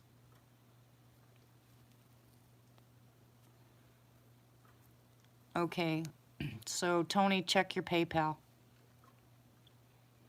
and keep checking it, because it'll go ahead and money will trickle in, and you have two choices: leave it there until you need it and then pull it out, which is what I would do, or just keep pulling little bits out to do what you have to do and put away the money that'll take to get you there and back, which I'm sure with the people that are here, I'm sure you'll have the money to get you there and back. Enough of this, guys. I mean, seriously, we can't do this. If you have $10 sitting someplace, instead of buying McDonald's, send it to the people that need it. We've got to make this a little easier on it. Look at everybody here. Poor Martha has been without water, I mean, since Christmas. I mean, really? If I could have sent her water, I would have. If I'd have been in a financial position to pay to have her house fixed, I would have. It just makes me so mad. Oh, you're adorable, Blue. Hey, look, it doesn't matter what anybody sends. No, she finally has someone there that's fixing it. I don't know how much they're going to charge her, but she's finally got water. I've been praying and praying and praying and praying and praying. I got so irritated because I didn't know what else to do. I guess I could have come on here and asked people to pay for it, but she would have needed somebody first. You know, she would have needed a plumber. She couldn't even find a plumber.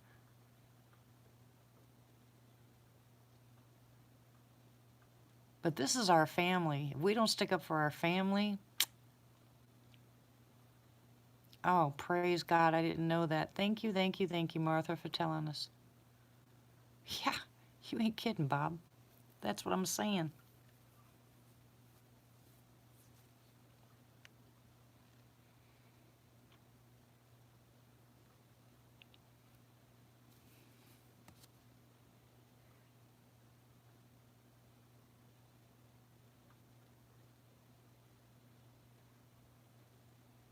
Everybody needs help once in a while.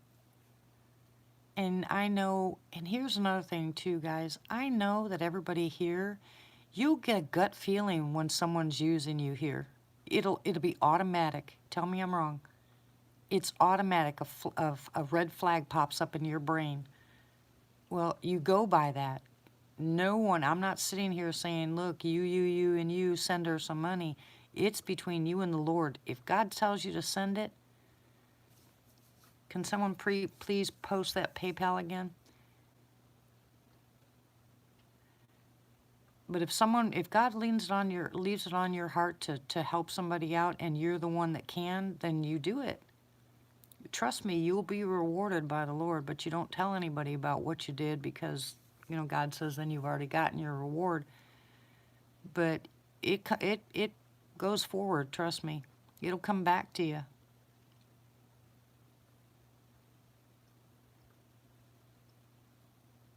There you go. See what I mean, Tony? We love you guys. You're our family. I just wish you realized that we're your family.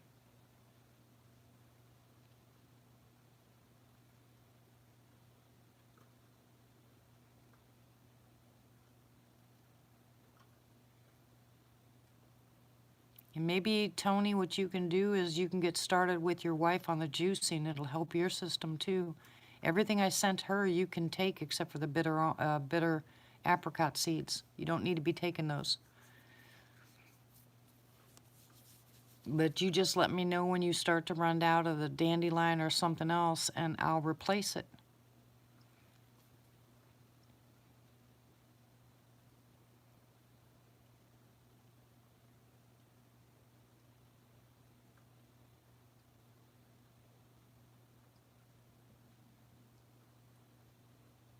You can go back and give Miss Vanessa a great big hug and tell her how much we love her. And we love you too. And boy, this chat room got quiet real quick.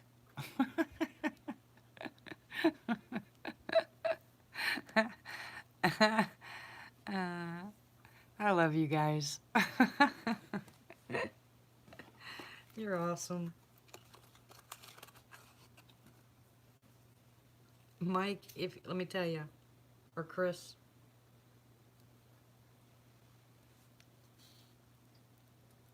Oh, stop it. Knock it off, Matt.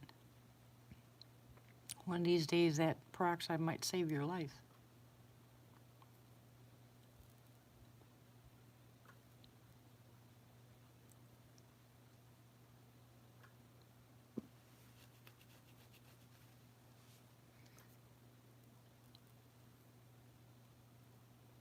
He's having way too much fun. Me tell ya. Yeah, you're such a brat. But you know I love you. There's that thud again. What the heck? Almost sounds like somebody's out there. Or the kids next door, maybe? You wouldn't believe how much better the house next door looks. Now they just get the carpeting out of there so I can get it fixed.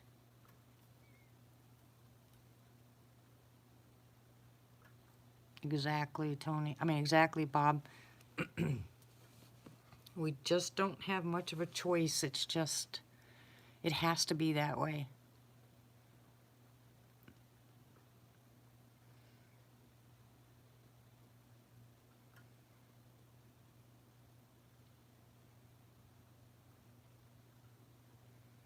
It is absolutely a blessing.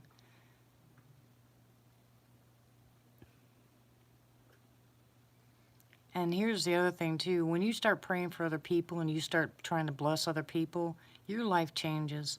It's good for you. It's really good for you to be on the other end once in a while. It's humbling, I know. But I was just in that situation. And it does a lot. Excuse me. It does a lot. Dang it, sorry. Oh my gosh, my GERD is horrible tonight. Anyway, I had to learn a big lesson myself. That's why I can say it now, you know. It's not easy. Bob knows it's not easy. Everybody here knows it's not easy that has ever gotten money from somebody. You're like, no, yes, no, yes, no, yes, no, no. Back and forth.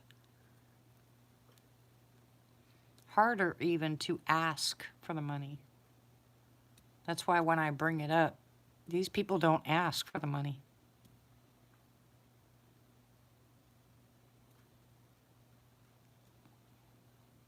Exactly, Martha. That's the way it should be. There's so many people out there. There's kids out there making 10 times more money than adults that have been to college for years.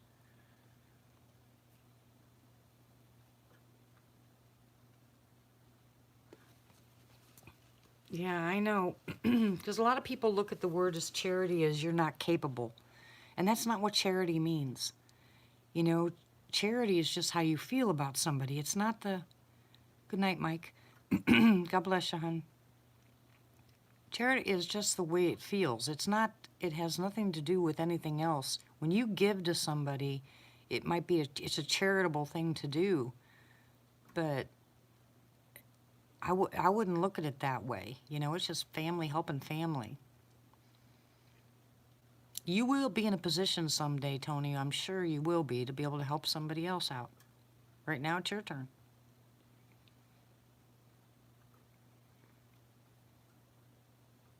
I just can't get Kevin off my head right now. Dang.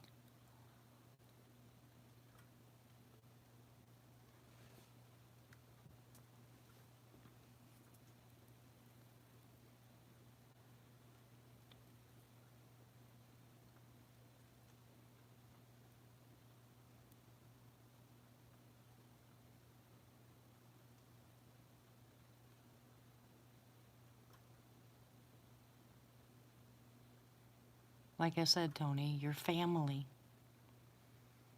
The true meaning of family. We're bonded together.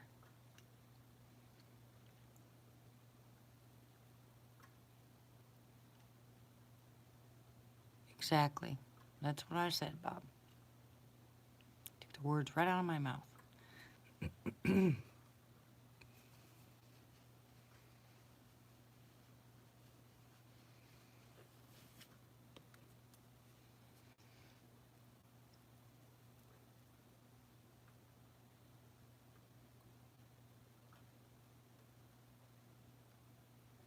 Yeah, I hope and pray that they keep in touch. Let me know what's going on.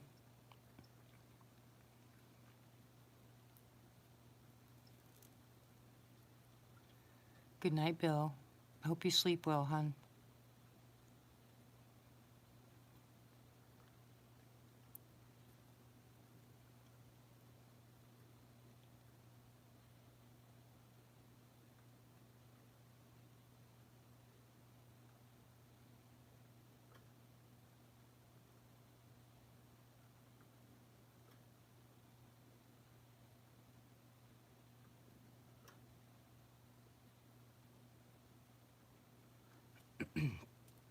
What happened to blood?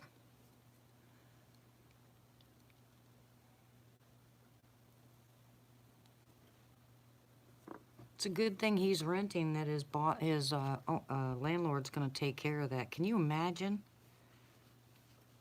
I mean, I know a lot of people that have lost a lot of stuff to flooding. It's not easy. And your stuff just gets so destroyed. You just get to watch it just disintegrate. Good night, Patricia. Love you, hun.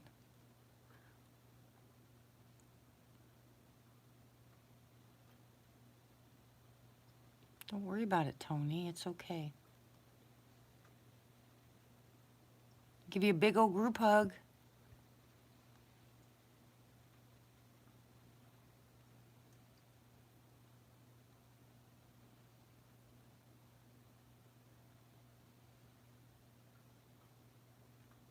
I think another part of it is, guys, when someone says I love you, they just kind of say, yeah, I love you, I love you, I love you. But that's not, they don't really mean it. You know, I mean, it's just a word. It shouldn't be just a word. If you tell somebody you love them, you either do or you don't. You shouldn't say it if you don't. Words just, I take words very literal. Same here, Tony. I know exactly how you feel.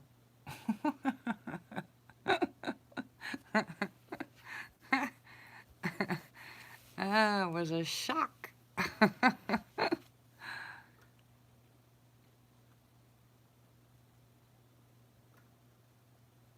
Yeah, I don't say it if I don't mean it either. Yeah, now there's the source of the noise right there. Aw, I wish I had a flashlight. Matt, there's your armadillo. I knew I heard something right out here.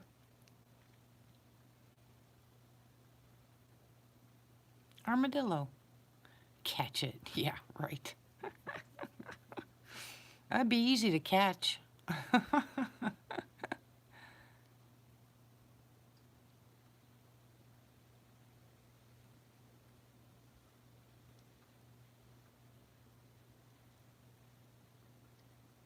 No, they don't.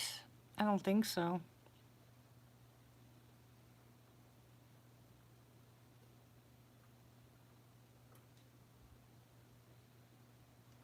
You went outside, didn't you, Tony? What am I going to do with you?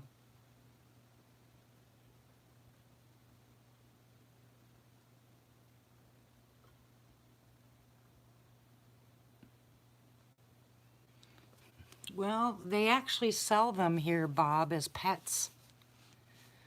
There's places here that you can buy them for pets. Raccoons, possums, armadillos. Get him, kitty. The kitty's going after the armadillo.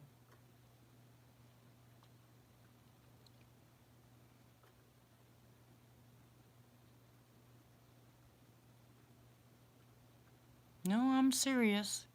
You can buy armadillos here. Baby ones.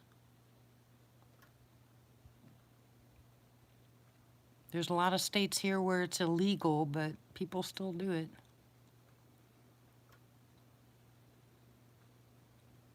Would they even survive up there, Chef?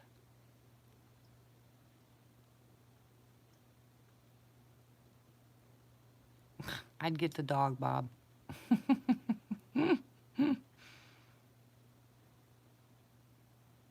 Did you send me the picture of the rock, Tony?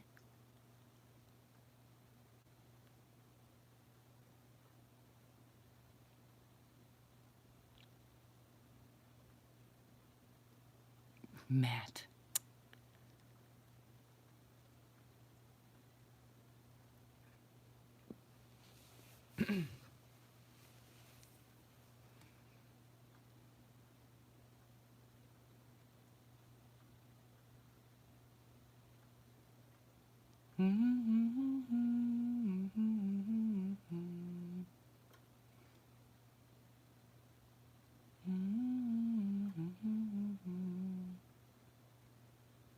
Yeah, they are cute.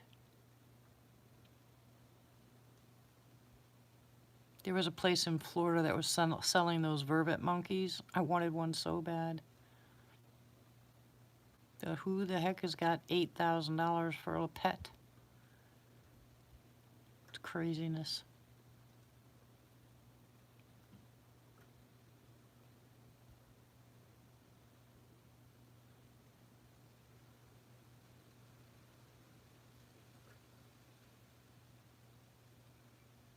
Did you take a picture of it and send it to me, Tony? Take a picture with your phone and send it Messenger.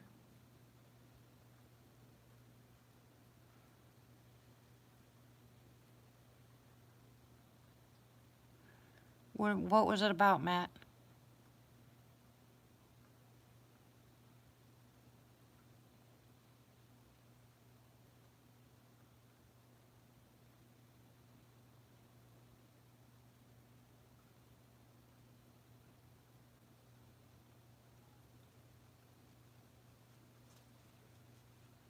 No, not tonight, hon. Do it tomorrow or something. Too late tonight. I don't want you back out there. No, I said I don't want you back out there, you goofball. Dang, how did my window get so dirty? Oh my goodness. I just got through cleaning these windows too. More work to do. Oh, I can't wait to get rid of this monstrosity. Lord, please find me a place to go.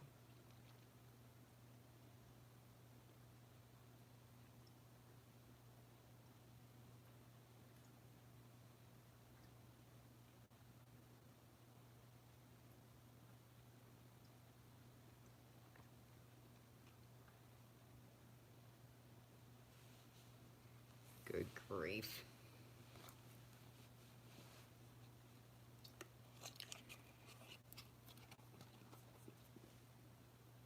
Good morning, John Paul. How are you?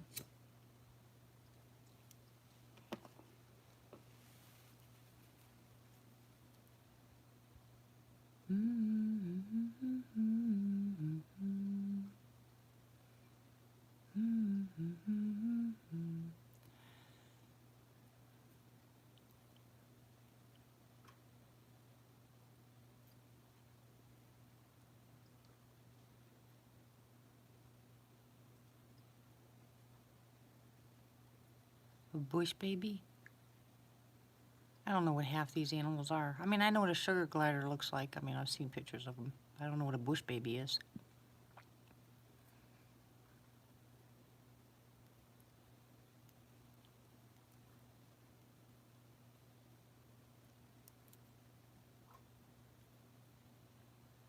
See, you hear that noise again? That's that armadillo. That's the noise it makes.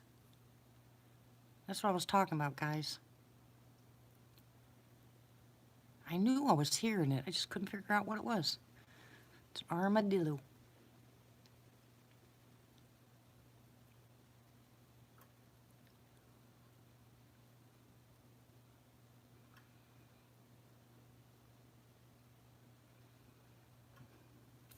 Oh, I gotta get busy and take a picture of Tank alongside Bella. I hate to say this, guys, but I'm pretty sure that the guy I got this that I got Tank from lied to me.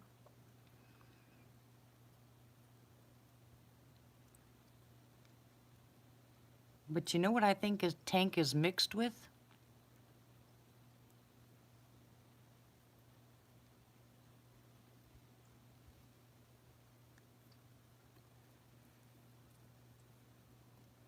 Because he told me that that Tank was Pit, basically in Pit. And Tank, now that he's getting bigger, I'm telling you, he's got Pit in him. But you know what else I think he's got in him?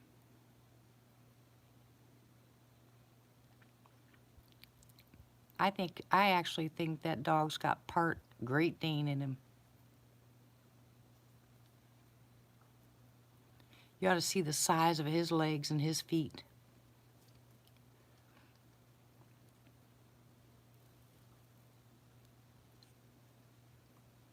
He is not, I mean, I know, thank you, Tony. Yeah, that looks really cool. That's a cool picture you sent me. And it does look like a face, doesn't it?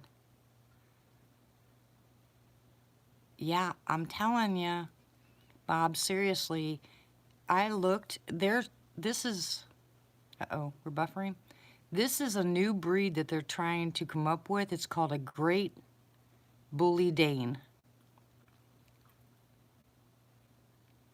And I actually saw pictures on Google of a Great Bully Dane, and Tank looks just like it.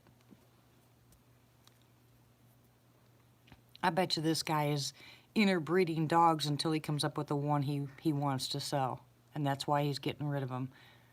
But that poor dog, you should have seen all the marks all over it when we got him. I was so mad I wanted to punch that guy.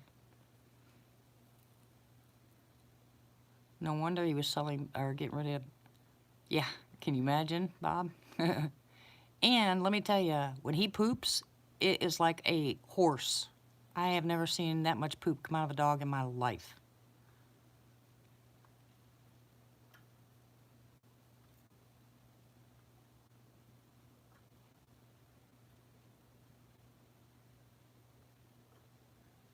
And they said that when I did some research on it, they said it's a great combination to have. But the one, the one thing that is a negative about the Great Bully Danes,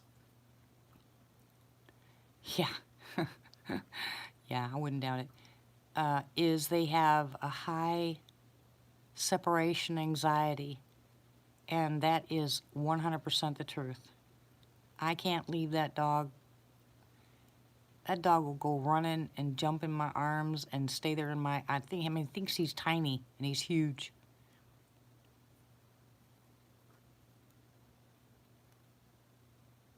He definitely has separation anxiety. Uh-oh, what do you think's going to happen when I take off for the entire day to go see Kevin? Uh-oh, skettios.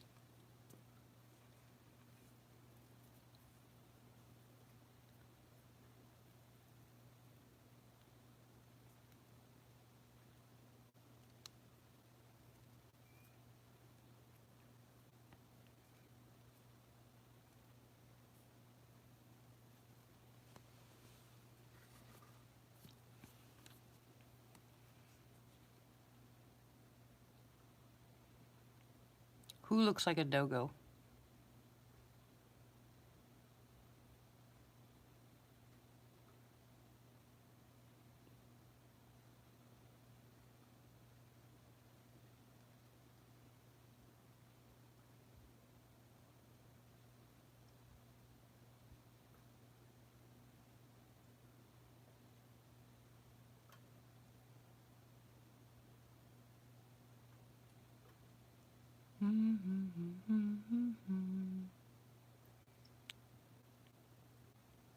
I guess I better hit the hay if I'm going to drive out today.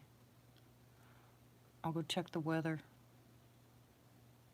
and leave a text message for Kevin's parents. See what's going on. If you don't hear from me tonight, guys, you'll know why. I'll be in Missouri.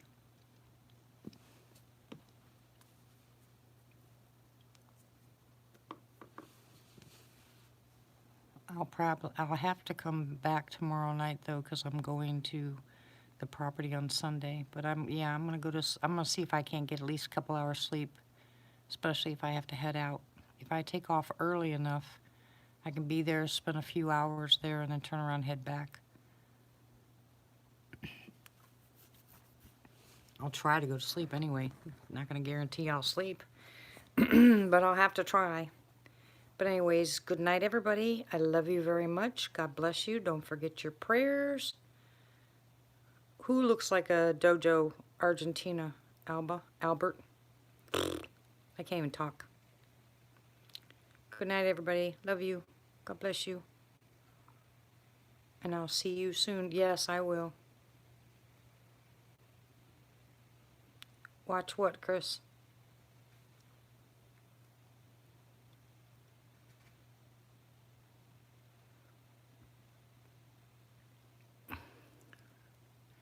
All right, go ahead and post whatever you're talking about. Watch what, and I'll go watch it.